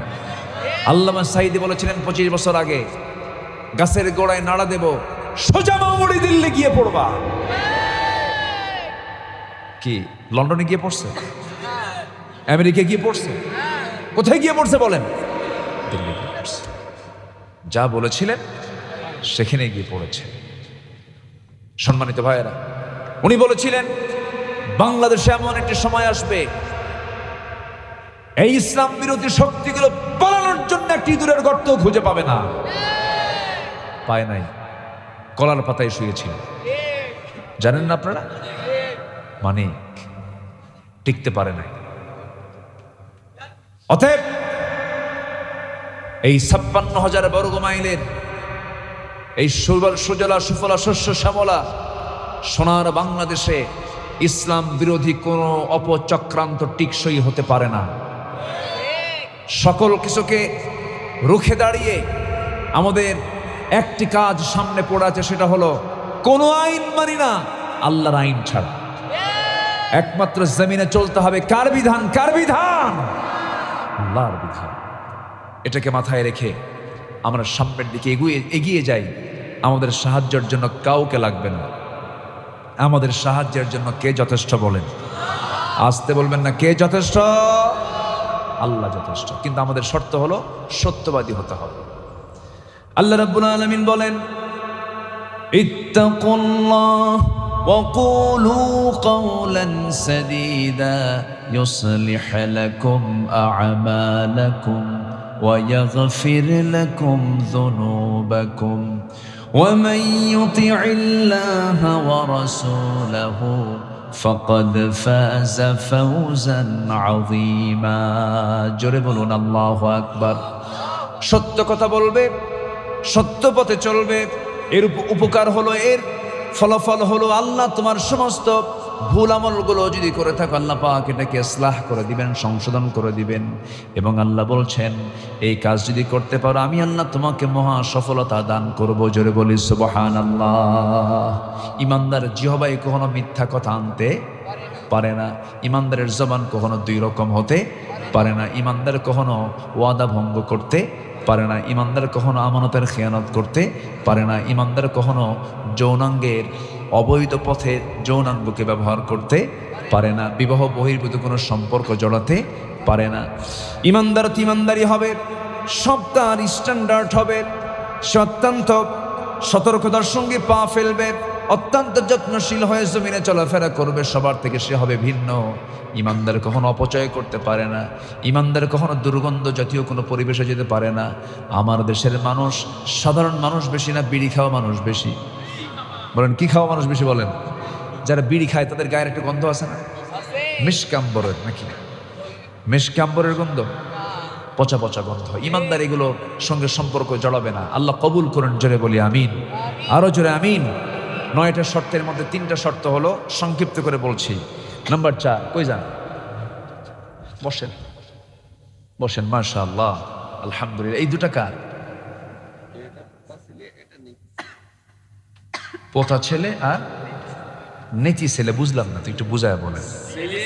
এটা মেয়ের ছেলে, ওর পোতা মানে হচ্ছে ছেলের ছেলে। মাশাআল্লাহ, ভাইয়ের তো কোনো কিছু বাদ না, অভাব তো। মাশাআল্লাহ, আলহামদুলিল্লাহ। আল মাল ওয়াল বানুনা জিনাহ। আল্লাহ আমার ভাইয়ের সব দিক থেকে এগুলোকে চক্ষু শীতলকারী বানায় দেন। জোরে বলি আমিন। আরো জোরে আমিন। এই ছোট্ট বাচ্চারা যদি এখানে দাঁড়ায় দাঁড়ায় বসে বসে যদি ওয়াজ শুনতে পারে, আর আপনার মধ্যে যদি ধৈর্যচ্যুতি ঘটে, আল্লাহ পাক মডেল হিসেবে এখানে পাঠায় দিয়েছেন। দেখ আমরা আছি। আল্লাহু আকবার বলেন। বাচ্চাগুলো দাঁড়ায় আছে, কোনো ঘুম নাই, একদম দেখেন না ছায়া আছে কেমন, একদম ডাকাতের মতো। ভয় লাগতেছে, একটা হুমকি স্বরূপ না? আলহামদুলিল্লাহ, খুব সুন্দর। আল্লাহ বড় আলেম বানায় দাও। জোরে বলি আমিন। আরো জোরে বলল আল্লাহুম্মা আমিন। শত্রুর চোখে যেন আমরা, বাতিলের চোখে যেন আমরা আতঙ্ক হই, আল্লাহ কবুল করুন। জোরে বলি আমিন। বড় যেন আমাদের দিকে যেন আতঙ্কিত হয়।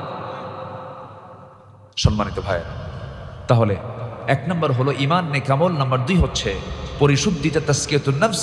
নাম্বার 3 হচ্ছে সত্যবাদী হওয়া। আমরা সত্যবাদী হব, জোরে বলি ইনশাআল্লাহ। নাম্বার 4 হলো তাকওয়া অর্জন করা। কি অর্জন করা বলেন তো? তাকওয়া। তাকওয়া মানে হলো বেঁচে থাকা। কি থেকে বেঁচে থাকা? হারাম থেকে বেঁচে থাকা। কি থেকে বলেন তো? হারাম। সুদ খাওয়া যাবে না। সুদ তো নাই না? সুদ আছে ভাই? সুদও আছে। বিসমিল্লাহ কয়ে খাবেন। সুদের ধারে পাশে যাওয়া যাবে? সুদের ধারে পাশে যাওয়া যাবে? যাবে না। এই লোকটা উঠলো কেন? উনি কি সুদ খায় নাকি? তো বসেন না কেন? একটু বলার সময়, যাওয়ার সময় চিন্তা করবেন, সুদের ওয়াজ হচ্ছে, এই সময় গেলেই তো ভাববে যে আমি এই লোকটা সুদ খাইব। বসেন। সুদের ধারে পাশে আমরা যাব না। সুদ খাওয়া কি? আরো জোরে, আরো জোরে, আরো জোরে। আচ্ছা, সুদের ওয়াজ যদি কিয়ামত পর্যন্ত করি, সমাজ থেকে কি সুদ বন্ধ হবে? বন্ধ হবে কোথায়? আল্লাহু আকবার, কি সুন্দর করে বললেন। সারা জীবন ওয়াজ করে সুদ বন্ধ হবে না, জেনা বন্ধ হবে না, আল্লামা সাঈদী রাহিমাহুল্লাহ বলেছেন, কোন এক বক্তৃতায় সরাসরি আমি শুনতেছিলাম, কোথায় যেন পল্টন হবে মেবি, উনি বলছিলেন, শুনুন আমার ভাইয়েরা, 3 যুগ ধরে ওয়াজ করলাম, 36 বছর চলে, 2003 সালের দিকে এই কথা বলেছিলেন তিনি। 36 বছর ধরে কত ওয়াজ করলাম, সুদও কমে নাই, জেনাও কমে নাই, মদের বোতল কমে নাই, দিন দিন বেড়ে চলেছে। এই ওয়াজ কিয়ামত পর্যন্ত করলেও কোনো কাজ হবে না, কিন্তু অতি সহজে এই মদের বোতল বন্ধ হয়ে যাবে, সুদের কারবার বন্ধ হয়ে যাবে যদি সুদের বিরুদ্ধে আইন পাশ করে যদি যাকাত ভিত্তিক আইন যদি প্রতিষ্ঠা করা যেতে পারে। জেনা বন্ধ হয়ে যাবে, জেনার লাইসেন্স যদি বন্ধ করে দেওয়া হয়, জেনা বন্ধ হয়ে যাবে। মদের দোকান বন্ধ হয়ে যাবে, মদের লাইসেন্স যদি বন্ধ করায় মদের দোকান বন্ধ হয়ে যাবে। আমার বন্ধুগণ, জায়গা মতো ইসলাম পৌঁছে যাক, সবাই চান তো নাকি? সবাই চান নাকি? আমার বন্ধুরা, আল্লাহ বলছেন, রাষ্ট্র ক্ষমতায় যারা আসবে তাদের জন্য আমি 4টা আইন দিলাম, 4টা দফা দিলাম। রাষ্ট্র ক্ষমতা পাবে, 4টা কাজ করবে। এই 4টা কাজ করার জন্য যে দল, সেই দলকে আপনারা সমর্থন দিবেন। নাম্বার 1 হলো নামাজ যারা কায়েম করবে, যাকাত যারা আদায় করবে, সৎ কাজের যারা আদেশ দেবে, অসৎ কাজের যারা বাধা দেবে। এই 4টা কাজ যারা রাষ্ট্র ক্ষমতা পেলে পরে 4টা কাজ যারা করবে, তারাই হচ্ছে মুসলমানদের পক্ষের, তারাই হচ্ছে ইসলামের পক্ষের শক্তি। এই 54 বছর কেউ কি করছে এগুলো? করেন। হ্যাঁ, কি বললো এটা? ও আচ্ছা, আপনাদের কথাগুলো খুব মিষ্টি কথা। হায়রে হায়রে, আমার কৃষক কি পরিশ্রমগুলো করলো, সাদা মানুষ কালো হয়ে, কৃষক কত কষ্ট করে দেশকে আগায় দিল। শ্রমিক সীমিত মূল্যে শ্রম দিয়ে দেশের টাকা, দেশের অর্থনীতিকে ডেভেলপ করলো। প্রবাসীরা, সাতক্ষীরা অনেক প্রবাসী আছে না বাইরে, দেশের বাইরে, প্রবাসীরা কত কষ্ট করে একটা ছোট্ট ঘরের ভিতরে একটা চকিকে 3 তালা বানায়। 3 তালায় একদম উপরে নিচে একটা রুমের মধ্যে গিজি গিজি করে, মুরগির সংখ্যা যা মানুষের সংখ্যা তার চেয়ে বেশি, একটা ঘরের ভিতরে এত কষ্ট করে ঝুলন্ত পাখির মতো ঝুলন্ত হয়ে বিল্ডিং এর কনস্ট্রাকশনের কাজ করে প্রবাসীরা টাকাগুলো রেমিটেন্স দেশে পাঠালো, দেশকে সামনের দিকে আগায় দিল। সবগুলো অশিক্ষিত, শ্রমিক অশিক্ষিত, কৃষক অশিক্ষিত, প্রবাসী অশিক্ষিত, ওরা দেশকে আগায় দিল। আর দেশকে পিছায় দিল কারা? ধ্বজাধারী কিছু চরিত্রহীন নেতারা, যারা দেশের টাকা বাইরে পাচার করেছে। রাজনীতি করার কোন অধিকার তাদের থাকতে পারে না।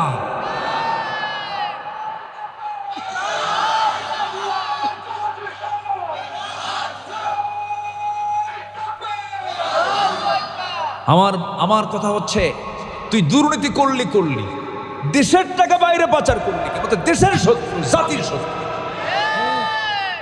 চুরি করছিস, মানে চুরি করা হারাম, খাইছিস খা, দেশে রাখ।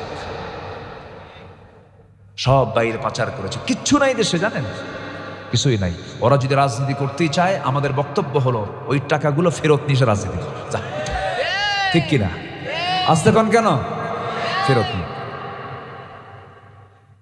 ওমর ফারুক রাদিয়াল্লাহু তাআলা আনহু, শুরুতে বললাম না, জনগণের ঘুম যেন কষ্ট না হয়, ঘুম যেন নষ্ট না হয়। জুতা পায় না খালি পায়, খালি পায়, দেখ ঘুমের চিন্তা করতেছি। উনি বললেন, কেঁদে কেঁদে একদিন বলছেন, ফোরাতের তীরে একটা কুকুর যদি অনাহারে মারা যায়, আর ইরাকের রাস্তা খারাপের কারণে যদি একটা উট গর্তের মধ্যে পা পড়ে যদি উটের পাটা যদি ভেঙ্গে যায়, মস্কে যায়, কিয়ামতের দিন আমাকে এই উট আর কুকুরের জন্য আল্লাহর সামনে দাঁড়িয়ে জবাব দিতে হবে। কি সেন্স, কি মানসিকতা, কি চিন্তা! এক গভর্নর তার জন্য দামি খাবার নিয়ে আসছে, বিশেষ খাবার বানায় না, যেরকম পায়েস বানায়, এরকম আছে না, পায়েস এলাকা হয় নাকি? পায়েস দুধ দিয়ে, সুজি না, কি কও সুজি, মানে যেখানে দুধের পরিমাণটা বেশি, 1 মণ দুধ অথবা আধা মণ দুধ, সামান্য কিছু চিনি দিয়ে, আবার কিছু দামি কিছু ওই কি বলে ভাত দিয়ে, চাউল দিয়ে বানায় না পায়েস। হ্যাঁ, পায়েস জাতীয় ফিন্নি, এই তো কত সুন্দর করে বানায়। এরকম বিশেষ আয়োজন, বিশেষ কিছু খাবার। এক গভর্নর তার জন্য খুশি করার জন্য, ওর জন্য খুশি হন, খাবার নিয়ে আসছে। হুজুর আমিরুল মুমিনিন আপনার জন্য আমি নিয়ে আসছি বানায়। এই খাবারটা খুবই রিচফুল, খুব ভালো খাবার। উনি ভাবতেছিলেন মনে হয় খলিফা আমার খুশি হবে। খাবার দেখে বললেন, তুমি খাইছো? হ্যাঁ খাইছি। তোমার জনগণ খাইছেন না, যা নিয়ে যা। কেন আপনি খাবেন না? যেটা আমার জনগণ পায় না এটা আমার দরকার নাই। সুবহানাল্লাহ বলবেন না? উনি ঝোলওয়ালা তরকারি খান নাই, ঝোলওয়ালা খাবার খান নাই, কারণ সবেমাত্র বদর চলে গেছে, উহুদ চলে গেছে, খন্দক চলে গেছে, দিন প্রচার প্রসারের কাজ চতুর্দিকে গোটা পৃথিবীতে ছড়িয়ে পড়ছিল। ওমরে ফারুক একটু ভিন্ন রকম ছিলেন। তিনি একদিন বসে আছেন, জুব্বার পিছনে ছিঁড়ে গেছে। কেউ বলার সাহস পেয়ে না, রাগ কম না বেশি? বেশি রাগ।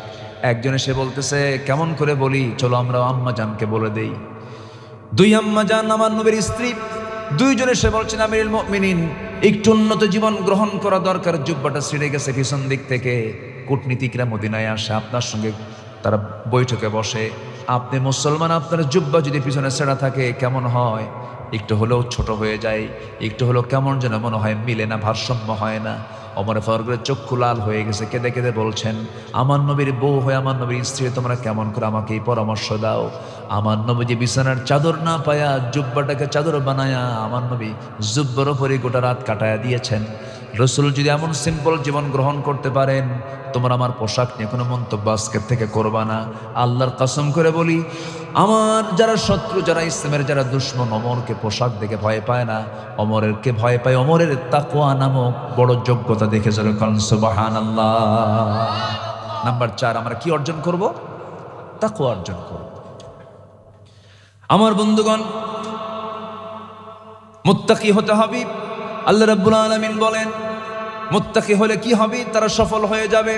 হুদাল লিল মুত্তাকিন আল্লাযীনা ইউমিনুনা বিল গায়বি ওয়া ইউকিমুনাস সালাতা ওয়া মিম্মা রাযাকনাহুম ইউনফিকুন والذين يؤمنون بما أنزل إليك وما أنزل من قبلك وبالآخرة هم يوقنون। জোরে বলুন আল্লাহু আকবার। আল্লাহ রাব্বুল আলামিন বলেন, ওই সমস্ত বান্দাগুলো মুত্তাকি যারা আল্লাহকে বিশ্বাস করবে না দেখে। এই দুনিয়াতে আল্লাহকে দেখার কোনো সুযোগ আছে নাকি? আসতে কয় না। এই দুনিয়াতে আল্লাহকে দেখার কোনো সুযোগ আছে? কিন্তু আল্লাহকে দেখা যাবে কিনা বলেন? কোথায় যাবে বলেন? বলেন জান্নাত কোথায়? ডানে, বামে, নিচে না উপরে? বলেন কোথায় কোথায়? বলেন কোথায় কোথায়? উপরে। জান্নাত উপরে। কিন্তু আল্লাহ তাআলা বলেন, আমি সবাইকে না, 7 শ্রেণীকে আমি আরশ আজিমের ছায়ায় জায়গা দিয়ে দেব। আরশ আজিম কি ডানে বামে নিচে না উপরে? কোন বিমানে চড়বেন বলেন? হ্যাঁ, কোন বিমানে চড়বেন বলেন? বিমান না ইমান? আল্লাহু আকবার, কি সুন্দর করে মিলাই দিল। দেখেন ওয়াজকে শুধু আমি পারি, কি সুন্দর মিলাই দিয়েছে। কোন বিমান না, ইমান নামক শক্তি নিয়ে আমরা আল্লাহর আরশ আজিমে ছায়া নেব। জোরে বলি ইনশাআল্লাহ। জোরে বলি ইনশাআল্লাহ। জান্নাতে যেতে হবে আমাকে আপনাকে। জান্নাতে কি আমরা আল্লাহকে দেখব? বাড়িতে গেলাম দাওয়াত, কোন একটা বাড়িতে গেলাম দাওয়াত আমাকে দিয়েছে, বাড়িওয়ালা আমাকে সব কিছু খাওয়ায় দিল, বিরিয়ানি, জর্দা, দই, মিষ্টি সব কিছু খাওয়ালো আমাকে। কিন্তু বাড়িওয়ালার সঙ্গে সাক্ষাৎ হলো না, বাড়িওয়ালা আমার সঙ্গে কথাই বললো না, বাড়িওয়ালা আমার সঙ্গে সুন্দর আচরণ করলো না। আমার খাওয়া কোনোটাই আমার কাজে লাগবে না, আমার কিছু পরিতৃপ্তি হবে না। কিন্তু একটা গরিবের বাড়িতে আপনি মেহমান হয়ে গেলেন, আদা সিদ্ধ ডাল ভর্তা খাওয়ালো, কিছু ভাজি ভুজি খাওয়ালো, তেমন কিছু খাওয়াতে পারলো না। কিন্তু বাড়িওয়ালা বলছে, ভাই আপনি আসছেন, খুব খুশি হয়েছে বড়, আপনার কি খেদমত করতে পারলাম জানি না, আমাকে মাফ করে দিয়েন। আমি আপনার জন্য যতটুকু খেদমত করেছি আপনি কিছু মনে করবেন না। বলুন তো, ওই পোলাও, বিরিয়ানি, জর্দা খাওয়ার চাইতে এই ভর্তা খাওয়ারই মজা বেশি, ঠিক কিনা বলেন? জান্নাত পেলাম আমি, বিশাল জান্নাত পেলাম, কিন্তু আল্লাহ কি পাইলাম না। আল্লাহর সাক্ষাৎ হলো না, সেই জান্নাত আমার জন্য জান্নাত হবে না। আল্লাহ বলছেন বান্দারে তুই জান্নাতে ঢুকবি, আমি মেহমানদারি করব, আমি নিজে তোর সামনে দাঁড়ায়া দাঁড়ায়া কথা বলবো। জোরে বলুন সুবহানাল্লাহ। আল্লাহ বলছেন ফামান কানা ইয়ারজু লিকা রাব্বিহি ফালইআমাল আমালান সালিহান ওয়ালা ইউশরিক বিইবাদাতি রাব্বিহি আহাদা। আমার সঙ্গে সাক্ষাৎ করতে চাও, নেক আমল করে আসো, শিরিক মুক্ত হয়ে আসো, আমি আল্লাহ নিজে তোমার সঙ্গে লেখা সাক্ষাৎ দিয়ে দেব। জোরে কোন সুবহানাল্লাহ। দুনিয়াতে আমরা আল্লাহকে দেখতে পাবো না, আল্লাহকে দেখার মতো সেই যোগ্যতা আমার দুনিয়াতে নাই। এই চর্মচক্ষু দিয়ে আল্লাহকে দেখার মতো ক্ষমতা আমরা রাখি না, আমরা দেখতে পাবো না। নবীরাও দেখতে পান না। একজন নবী দেখতে চেয়েও ব্যর্থ হয়েছেন, সেই নবীর নাম কি বলেন? এত তাড়াতাড়ি বাড়িকে আশেপাশে নাকি? এত সুন্দর করে বলেন, মুসার নামটা বললেন, কেন জানলেন, কেন বুঝলেন? কারণটা হলো কোরআন তাকে চেনায় দিয়েছে। এই কোরআনে মুসার নাম আসে না নাই বলেন? সবচেয়ে বেশি নাম মুসার নামটাই আসছে, অথচ কোরআন নাজিল হয়েছে আমার নবীর উপর, আমার নবীর নামটা কম আসছে, কিন্তু মুসার নামটা বেশি আসছে। এক্সাম্পল দেওয়া হয়েছে, এত দামি নবী মুসা আলাইহিস সালাম ছিলেন, অনেক দামি পয়গম্বর তিনি ছিলেন। আল্লাহর সঙ্গে তিনি কথা বলতেন, ডাইরেক্ট কথা বলতেন, অডিও কলে কথা বলতেন। একদিন বলতে বলতে বলছে, আল্লাহ শুধুমাত্র অডিও কলে কথা বলি, দেখা হয় না। আল্লাহ শুধু কথা বললেই কি হবে নাকি? দেখবো আমি তোমারে। আল্লাহ বলছেন অডিও কল চলবে, কিন্তু দুনিয়াতে ভিডিও কল নট অ্যালাউ। কি কথা কি বুঝতেছেন? ভিডিও কল নট অ্যালাউ হবে না, তোমার ফাংশনই পাবা না। কিন্তু মুসা আলাইহিস সালাম বড় একটু জিদ্দি ছিলেন, যা বলতেন তিনি তাই করে ছাড়তেন। বলতেন আল্লাহ তুমি যেটাই বলো না কেন, বলে ফেলছি যখন চেষ্টা করে ছাড়বো। আল্লাহ বলেন লেন তারানি, আমাকে দেখতে পাবে না। আল্লাহ দেখার চেষ্টা করি দেখি, চেষ্টা করে ব্যর্থ হলে কোনো আফসোস নাই। তুর পাহাড়ে আয়, ওয়াত্তিন ওয়াসসাইতুন ওয়া তুরি সিনিনা ওয়া হাদাল বালাদিল আমিন। তিনি বলছেন আল্লাহ এত কাছে পাহাড় আছে, কোনো পাহাড়ের নাম নিলা না, এত দূরের পাহাড়ের নাম নিলা। ভাবছো মুসা যাবে না, মুসা ছেঁচড়া কম না, তাও যাবে। জোরে কোন সুবহানাল্লাহ। আল্লাহ চলে গেছেন, দেখতে গিয়েছেন, আল্লাহর সঙ্গে দিদার করতে গেছেন। পায়ে ছিল জুতা, আল্লাহ বললেন জুতা খুলে আসো। জুতা খুলেছেন, তিনি জুতা খুলতে ভুলে গিয়েছিলেন।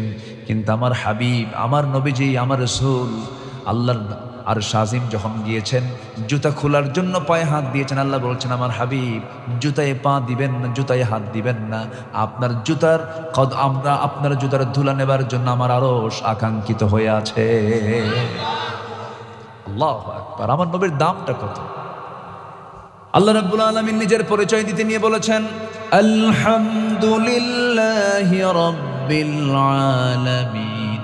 আর আমার নবীর পরিচয় দিয়েছেন ওয়ামা আরসালনাকা ইল্লা রাহমাতাল লিল আলামিন। আল্লাহু আকবার। সে রাসূলকে মহব্বত করার দরকার আছে না নাই ভাই বলেন? মহব্বত কি আছে? দরকার আছে, দরকার আছে। মহব্বত করুন, নিজের জীবনের চাইতে কম না বেশি? বেশি। আমার বন্ধুগণ একটু কান লাগান। সফল হওয়ার জন্য 9টা শর্ত বলেছিলাম। 1 নম্বর হলো ঈমান, নাম্বার 2 হলো বলেন কি নফসের শুদ্ধতা, পরিশুদ্ধিতা, নাম্বার 3 হলো সত্যবাদী হওয়া, নাম্বার 4 হলো তাকওয়া অর্জন করা। তাকওয়া অর্জন করার জন্য শর্ত হলো মুত্তাকি হওয়ার জন্য 5টা শর্ত। নাম্বার 1 হলো আল্লাহকে বিশ্বাস করব দেখে না, না দেখে। বলেন বলেন, দেখে না, না দেখে? না দেখে। নাম্বার 2 হলো নামাজ যারা কায়েম করবে। নাম্বার 3 হলো কিতাবের প্রতি যারা বিশ্বাস রাখবে। আল্লাহ রাব্বুল আলামিন বলছেন নাম্বার 4 হলো আল্লাহ রাব্বুল আলামিন বলেন প্রথমে আল্লাহকে বিশ্বাস করতে হবে না দেখে, নামাজ কায়েম করতে হবে। এরপরে আমি যে রিজিক দিয়েছি সেই রিজিক থেকে কিছু অংশ আমার পথে খরচ করতে হবে। কিতাবের প্রতি বিশ্বাস আনতে হবে, আখিরাতকে মানতে হবে। উলাইকা আলা হুদাম মির রাব্বিহিম ওয়া উলাইকা হুমুল মুফলিহুন। জোরে বলুন আল্লাহু আকবার। এরাই সফল হবে। এরা কি হবে? সফল হবে। নাম্বার 5 হলো কোন বান্দা সফল? নাম্বার 5 হলো যারা ধৈর্যশীল। ধৈর্যশীলতা আছে যার, সফলতা আছে যার, আছে তার। ধৈর্যশীলতা যার নাই, সফলতা তার নাই, কখনো হবে না। বলুন তো ভাই, ব্যবসা আগে না ধৈর্য আগে? কাপড়ের দোকানদার কাপড় বিক্রি করে, কাস্টমার চলে আসছে, গেঞ্জি একটা কিনবে, এক গেঞ্জি দেখেই কেনে না, আরো গেঞ্জি দেখে, বহুগুলো গেঞ্জি দেখে, 10-12টা গেঞ্জি দেখার পর সে গেঞ্জি কিনলো না, পছন্দ হয় নাই। আপনি খেপে গিয়ে বলেন কেন, নিয়ে যা, 10টা দেখা লিখেন, কি কথা বোঝেন নাই? ব্যবসা হবে? হবে ব্যবসা? হবে না। ধৈর্য ধরতে হবে। বলেন তো বিয়ে আগে না ধৈর্য আগে? বলেন বিয়ে আগে না ধৈর্য আগে? আমাকে এক মহিলা ফোন দিয়ে বলে, হুজুর আমার স্বামীটা সকালেও তালাক দেয়, বিকেলেও তালাক দেয়, আমি কি আসি না নাই? কি কথা কি বুঝতেছেন? সকালেও তালাক দেয়, বিকেলেও তালাক দেয়। এত রাগ। যারা বইয়ের উপরে এইরকম করে এই তালাক শব্দ, এই জাতীয় শব্দ প্রয়োগ করে তাদের শক্তি খাটাতে চান, উচিত কি জানেন? এই তালাক শব্দটা আইনের শব্দ। এই শব্দ যারা খুব ইজি করে, উচিত কি জানেন? বাঁশের যে ডাল আছে ওটাকে কি বলে? এই কঞ্চিগুলো, চিকন যেগুলো, একদম কাঁচা কঞ্চি যেটা, এটা কয়েকটা এক জায়গায় করে একদম পিছন দিয়া একটু কয়েকটা বাড়ি মারা দরকার। আসতে কন কেন? তালাক টালাক দিয়া পরে কাম দেয়ার কয়, হুজুর দুটো মেয়ে আছে আমার, কেমনে যে তালাক দিলাম হুজুর, হুঁশ ছিল না। হুজুর দেখুন তো কোনো কিছু করে ব্যবস্থা করা যায় কি? দেখছেন মার্ডার করে ব্যবস্থা করে। অসংখ্য পরিবার জেনার সংসার হচ্ছে। সমাজ জানে স্বামী স্ত্রী, কিন্তু আল্লাহ জানেন এটা জেনা, ঠিক কিনা? এই জন্য বিয়ে আগে না ধৈর্য আগে? ধৈর্য আগে। আল্লাহ পাক বলছেন ধৈর্যশীল হবা, আমি রহমত পাবা। জোরে খান সুবহানাল্লাহ। রেগে যাবেন, হেরে যাবেন, রাখবেন, হারবেন, চুপ থাকবেন, দেখবেন জিতবেন। জোরে খান সুবহানাল্লাহ। খেপে গেছে একজন, খেপতেছে, খেপে লাভ কি? খেপার কোনো ফলাফল নেই। আর আপনি যদি ধৈর্য ধরতে পারেন, বিশাল আপনার পুরস্কার আছে। বলেন তো জঙ্গল কি পরিশ্রম করা লাগে? কোথাও জঙ্গল হবে পরিশ্রম করা লাগে? তাহলে যাবেন না, তাহলে কি হবে? বলেন শুধু যাবেন না, ওই জায়গায় কি হয়ে যাবে? জঙ্গল। আর বাগান করবেন, পরিশ্রম করা লাগে, লেবার লাগবে, মেহনত লাগবে। বাগান করতে মেহনত লাগে, জঙ্গল করতে মেহনত লাগে না। মেহনত ছাড়া জঙ্গল হয়ে যায়। রাগ কোনো যোগ্যতা নয়, রাগ কোনো আপনার জন্য ক্রেডিট নয়, কিন্তু ধৈর্যটা হলো যোগ্যতা। ধৈর্য হলো বাগান, ধৈর্য হলো বাগান, রাগ হলো জঙ্গল। রাগ কি বলেন? জঙ্গল। রাগ করা যাবে না, রাগ করলেই বড় বিপদ হয়ে যাবে। সকল নবীরা ধৈর্যের পিরামিড ছিলেন, সব নবীরা ধৈর্যশীল ছিলেন। তবে একজন নবীর কথা বলেছি, খুব রাগ ছিল, সেই নবীর নাম কি বলেন? রাগটা বেশি ছিল, কিন্তু আল্লাহ পাক রাগ না কমান পর্যন্ত নবুয়ত দেন নাই। নবুয়ত দেন নাই, রাগ আগে কমাও। মারছেন থাপ্পুর, এক ফেরাউনের লোকের এক থাপ্পুর মারা সারা মরে যাওয়া সারা। আল্লাহ কয়, আল্লাহ এটা কাম করলা তুমি? দেখছেন থাপ্পুর মারছে কিন্তু মুসা। থাপ্পুর মেরে আল্লাহ তুমি একটা কাম করলা কেন? থাপ্পুর মারছে ও যেন ঠিক হয়, একটু আদব বেদব টাইপের আদব ঠিক করার জন্য থাপ্পুর মারলাম। মারছে থাপ্পুর, তুমি মেরে ফেলে দিলাম, মার্ডার তো তুমি করলে। আল্লাহ বলে শোনো, যা করছো করছো, আর কিছু কইও না, দেশ ছাড়ো। ফেরাউন তোমারে ছাড়বে না। উনি দেশ ছাড়লেন, হিজরত করে চলে গেলেন। এমন জায়গায় গেলেন কেউ তাকে চেনে না। প্রচন্ড ক্ষুধা, কূপের পাশে দাঁড়ালেন, পানি তুললেন, খাইলেন, তৃষ্ণা নিবারণ হলো। দুই মহিলা এসে দাঁড়ায় আছে, হাতে বালতি নিয়ে কূপ থেকে পানি তুলবে, তোলে না। বলেন দাঁড়ায় থেকে কি করো মহিলা মানুষ? নাও পানি নিয়ে যাও। আমরা পারবো না, শক্তির প্রয়োজন, পুরুষ মানুষ লাগবে, ঢাকনা আমরা টান দিতে পারবো না। উনি বালতিটা হাতে নিয়ে বলেন দাও। ধারে গেলেন, বালতিতে হাত দিলেন, এমন জোরে ফিকা মারলেন, ছিটকে পড়ে গেল 14 হাত দূরে। মহিলা দুজন থরথর করে কাঁপে। আর মানুষ বলে এটি মানুষ না অন্য কিছু, এটি কেমনে সম্ভব? সকল নবীরা দুর্বল না শক্তিশালী? সকল নবীরা দুর্বল না শক্তিশালী? আমার নবীকে আল্লাহ পাক দিয়েছিলেন 100 পুরুষেরও বেশি শক্তি, তাও জান্নাতি পুরুষ। ঢাকনা টান দিলেন, পানি তুলে দিলেন, যাও বাড়িতে চলে যাও। সন্ধ্যার পরে মেয়েরা বাইরে থাকতে নেই, যাও বাড়িতে চলে যাও। পাঠায় দিয়েছেন বাড়িতে। বুড়া বাপ বলে যে এত তাড়াতাড়ি আসলে কেমনে মা? বলতেছে যে আব্বা কফিউন আজিজ, শক্তিশালী এক যুবক দেখলাম, খুব শক্তি। ঢাকনায় হাত দিলার ছিটকে পড়ে গেল। বুড়া বাপ বলে শোনো আমার বড় মেয়ে, কালকে যাবা আমার সালাম দিবা, আর ওই যুবককে বলবে আবুনা শাইখুন কবির, আমাদের বাপ বুড়া মানুষ, চোখে দেখে না, একটু আপনাকে দাওয়াত দিয়েছে, সে চলে আসবে, যাও। চলে গেছে। পরের দিন এরকম করে বলছে, তো বলতেছে আমি তো চিনি না, আমি বাড়ি যাবো কেমনে? আপনার বাড়িতে আমি চিনি না, আমি কেমনে, আমি তো চিনি না, আমি যাবো কেমনে? এখন মহিলা বলতেছে আপনার চেনার দরকার নাই, আমি সামনে সামনে যাব, আপনি পিছে পিছে আসবেন। মুসার গেছে মেজাজ খারাপ হয়ে। মুসা বলতেছে তুমি মহিলা, তুমি সামনে থাকবে আর আমি পুরুষ পিছনে থাকবো? এই পুরুষ আমি মুসা। আল্লাহু আকবার বলবেন না? এই দেশের মানুষ বহুদিন নারীর পিছনে ছিল। আর আমরা থাকতে চাই না, ঠিক কিনা? ইমাম পুরুষ হবে না মহিলা হবে? ইমাম পুরুষ হবে না মহিলা হবে? সকল নবীরা মহিলা ছিলেন না পুরুষ ছিলেন? আর কিছু বোঝা লাগে? আর কিছু বোঝার দরকার আছে? বাড়ির মুরব্বী যদি মহিলা হয় জান্নাতের টুকরা হয়ে যায়, ঠিক আছে না? দেখেন ঠিক কয়। আর ওয়াজ হবে না, কারণ একটা ওয়াজে তো সব কম পড়ছে। যে বাড়ির মুরব্বী মহিলা হয় জান্নাতের টুকরা না? বিচার করবে কে? মা না বাবা? বিচারকের চেয়ারে কে বসবে, মা না বাবা? বাবা।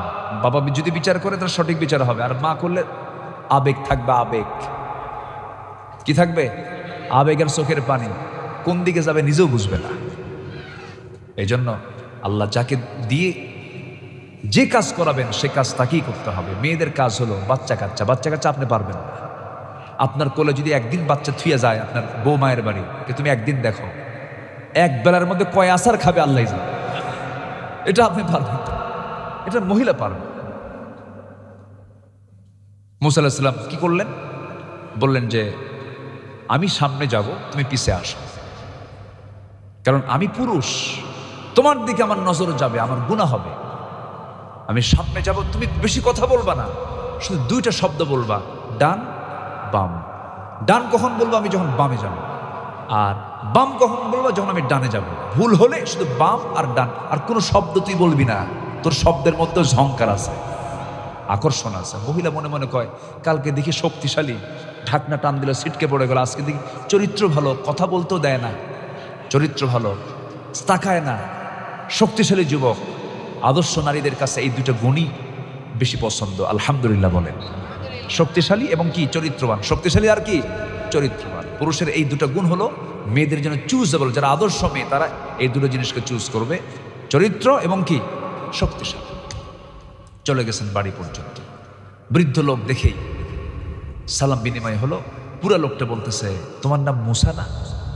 উনি ভাবতেছে আমার নাম মুসা, এত দূর চলে আসলাম, এই লোকটা কে? ফেরাউনের লোক নাকি? কি বুঝতেছেন আপনারা? খুব টেনশন। উত্তর দিলেন কিন্তু থতমত খাচ্ছেন, কাঁপতেছেন। এবার বৃদ্ধ লোকটা বলছে মুসা তুমি কেমন যেন চিন্তাশীল হয়ে গেলে, কেমন যেন পেরেশানি মনে হচ্ছে তোমার ভিতরে, কি হয়েছে তোমার বলো। তিনি বলছেন আপনি আমাকে চিনলেন কেমনে বুঝলাম না, এত দূর পর্যন্ত আসলাম, আপনি আমাকে চেনার কথা না। এবার তিনি বলছেন শোনো, শুধু নাম জানি না কামও জানি কি, থাপ্পড় মারছো মানুষ মরে গেছে, এরপরে আসছো মার্ডার কেসের আসামি। বলেন কি কেসের আসামি? বলেন।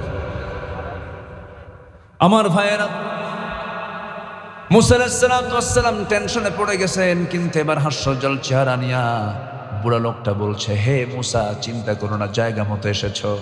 তুমি যার সামনে দাঁড়িয়ে কথা বলছো এই বুড়াটা সাধারণ কাতারের বুড়াদের কাতারের বুড়া না।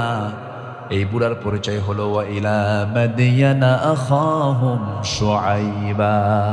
আল্লাহ যাকে মাদিয়ানবাসীর জন্য পয়গম্বর করে পাঠিয়েছেন আমি আল্লাহর নবী শুআইব আলাইহিস সালাতু ওয়াস সালাম। খুব খুশি হয়ে গেছেন।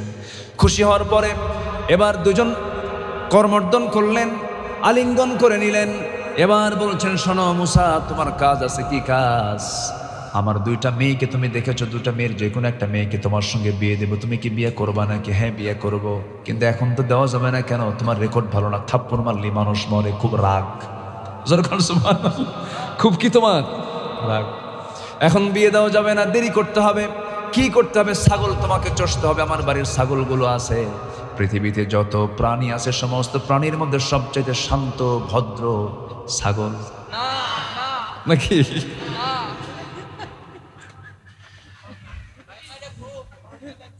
এই ছাগলকে দেওয়া হলো দায়িত্ব, রাগী লোকের কাছে দেওয়া হলো। ছাগল যদি একবার ব্রেক মারে বোঝেন তো, একবার যদি ছাগল ব্রেক মারে, দুই পা যদি একসঙ্গে গেড়ে দেয়, দড়ি ছিঁড়বে, আপনি চলে যাবেন কিন্তু ছাগল নড়বে না। 8 বছরের দায়িত্ব পালন করলেন, 10 বছরের দায়িত্ব পালন করলেন, ছাগল পালার ডিউটি শেষ হয়ে গেল। এরপরে তার বিয়ে হবে। এমন সময় শেষ দিন ছাগলগুলো নিয়ে মাঠ থেকে যখন বাড়িতে আসবেন, হঠাৎ করে লক্ষ্য করে দেখেন একটা ছাগল পাল থেকে বিচ্ছিন্ন হয়ে একদিকে দৌড় মারছে। উনি অফিসে বেশে দৌড় মারলেন। ছাগলকে সহজে ধরা যায় নাকি? খুব বেজুত। ছাগলও দৌড়ায়, নবীও দৌড়ান, বেশ কিছুক্ষণ দৌড়াইছেন। দৌড়ালে কি রাগ কমে না বাড়ে? যত দৌড়াচ্ছেন রাগ তত বেড়ে যাচ্ছে। খালি পাইলে হয়। দৌড়াচ্ছেন, ছাগল এক পর্যায়ে থেমে গেল, আর পারল না। ছাগল থেমে গেছে, থরথর করে কাঁপে, এমন রাগ উঠেছে দাঁতের উপরে দাঁত মেরে দুই হাত দিয়া দুই পা ছাগলের শক্ত করে ধরে শূন্যের উপরে তিনি চড়াইয়া নিয়েছেন, এক আছাড়ে মেরে ফেলবেন। লক্ষ্য করে দেখেন ছাগলটার চোখ মুখে দারুণ ভয়, লোমকূপ দিয়ে ঘামগুলো ঝরতেছে, টপ টপ করে পড়ছে। মুসা আলাইহিস সালাম মনে মনে চিন্তা করলেন, এই ছাগলকে মেরে কি লাভ? ছাগল তো বোঝে না, পাগলে কিনা বলে, ছাগলে কিনা খায়, মাইরা তো কোনো লাভ নাই। দয়া হলো, মায়া হলো, আস্তে করে দুই হাত থেকে ছড়াইয়া দিলেন, কোলের মধ্যে নিলেন, আদর করলেন। আল্লাহ বললেন, মুসা রাগ কমে গেছে। যেরকম সুবহানাল্লাহ। নবুয়ত দিয়ে দিলাম। কি দিয়ে দিলাম বলেন? ধৈর্য আনলে পরে আমার আপনার জন্য পুরস্কার আছে না নাই? বলেন বলেন, পরাজয় না সফলতা? পরাজয় না সফলতা? নাম্বার 5 চলে গেল। নাম্বার 6 হলো আনুগত্য করতে হবে জীবনের এক জায়গায় না সব জায়গায়। কার? আসতে বলবেন না, কার? আল্লাহর আনুগত্য করতে হবে, নবীর আনুগত্য করতে হবে। ওয়ামাইয়ুতিইল্লাহা ওয়া রাসূলাহু ফাকাদ ফাযা ফাওজান আযীমা। নাম্বার 7 হলো সৎ কাজের আদেশ দাও, অসৎ কাজের বাধা দাও, সফল হয়ে যাবে। সূরা আলে ইমরান বাড়িতে মিলায়ে দেখবেন, 104 নম্বর আয়াতের তেলাওয়াতে যথেষ্ট বুঝে ফেলবেন। ওয়ালতাকুম মিনকুম উম্মাতুন ইয়াদউনা ইলাল খায়রি ওয়া ইয়া'মুরুনা বিল মা'রুফি ওয়া ইয়ানহাউনা আনিল মুনকার ওয়া উলাইকা হুমুল মুফলিহুন। জোরে বলুন আল্লাহু আকবার। সৎ কাজের আদেশ দাও, অসৎ কাজের বাধা দাও, তোমরা সফল হয়ে যাবে, আমি তোমাদেরকে সফলতা দিয়ে দেব। নাম্বার 8 হলো তওবা করা। গুনাহ আছে যারা তওবা করতে হবে, তার গুনাহ নাই কার হাত তোলেন? তুলছেন নাকি কেউ হাত? যে তুলছে গুনাহ নাই, ও মানুষ না, ও ফেরেশতা। ঠিক আছে না? ও কি বলেন? ফেরেশতা। আমরা মানুষ না ফেরেশতা বলেন? মানুষ যার নাম, তার গুনাহ আছে না নাই? অবশ্যই তাকে তওবা করতে হবে।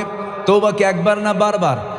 পাতলা পাতলা না ঘন ঘন তওবা করব আমরা। আল্লাহ রাব্বুল আলামিন বলেন, ইয়া আইয়ুহাল্লাযীনা আমানু তুবু ইলাল্লাহি তাওবাতান নাসুহা তুবু ইলাল্লাহি জামিআন আইয়ুহাল মুমিনুন লাআল্লাকুম তুফলিহুন। জোরে বলুন আল্লাহু আকবার। নাম্বার 9 হলো প্রকৃত মুমিন হওয়া। প্রকৃত মুমিন কাকে বলে? যার মধ্যে 7টা গুণ থাকবে, নামাজ ঠিক থাকবে। নাম্বার 2 হলো জিহ্বা ঠিক থাকবে, জিহ্বা দিয়া ইংলিশ কবে না। ইংলিশ কবে পর্যন্ত? ইংলিশ কোন ইংলিশ? মুখ খারাপ, কিছু হলে খেলে মুখ খারাপ করে। আসেন এরকম? আসে না? মায়ের নাম, বাপের নাম, 14 গোষ্ঠী, মুখে যা আসে মানে পাশ করা মুখ। কি করা মুখ বলেন তো? পাশ করা।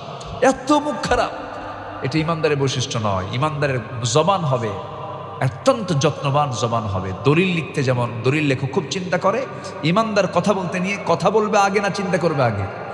চিন্তা করে আগে কথা বলবে। আর ভাববে এই লোকটাকে আঘাত দিয়ে কথা বলবো না, অসম্ভব, মরে যাবো, আঘাত দিয়ে কথা বলবো। আল্লাহু আকবার বলবো। আম্মা জান আয়েশা বলেন, রাসূল আমাদের সঙ্গে যখন কথা বলতেন যেন মুক্তোর দানার মতো মানে এক একটা করে শব্দ চয়ন হতো। আল্লাহু আকবার বলেন। কথা মানুষের কথাই মানুষের সৌন্দর্য ফুটে ওঠে। কথাকে আমরা সুন্দর করব, জোরে বলি ইনশাআল্লাহ। কথা যেন অসুন্দর না হয়, কারোর সাথেই না, বাবার সাথে না, মার সাথে না, ভাইয়ের সাথে না, বউয়ের সাথে না। কিছু কিছু স্বামী আছে বউরে তুই করে ডাকে, এই এদিকে আয়, এরকম আছে না, সম্মান দিতে জানে না, ভালোবাসতে জানে না, মোহাব্বত করতে জানে না, লাঠি দিয়ে পিটায়। বউকে পিটানো তো সুন্নতে মুআক্কাদা। আছে কিনা এরকম? আছে না এরকম লোক? আছে না? বলেন তো আছে? এগুলো করা যাবে না। সুন্দর কথা বলবো আমরা। মুমিন কারা? নামাজ ঠিক থাকবে, জিহ্বা ঠিক থাকবে। নাম্বার 3 হলো ওয়াল্লাযীনা হুম লিয-যাকাতি ফাঈলুন, যাকাত ঠিক থাকবে। ওয়াল্লাযীনা হুম লিফুরুজিহিম হাফিজুন, লজ্জাস্থান ঠিক থাকবে। নাম্বার 5 হলো ওয়াদা ঠিক থাকবে। নাম্বার 6 হলো আমানত ঠিক রাখবে। নাম্বার শেষ হলো নামাজ দিয়ে শুরু।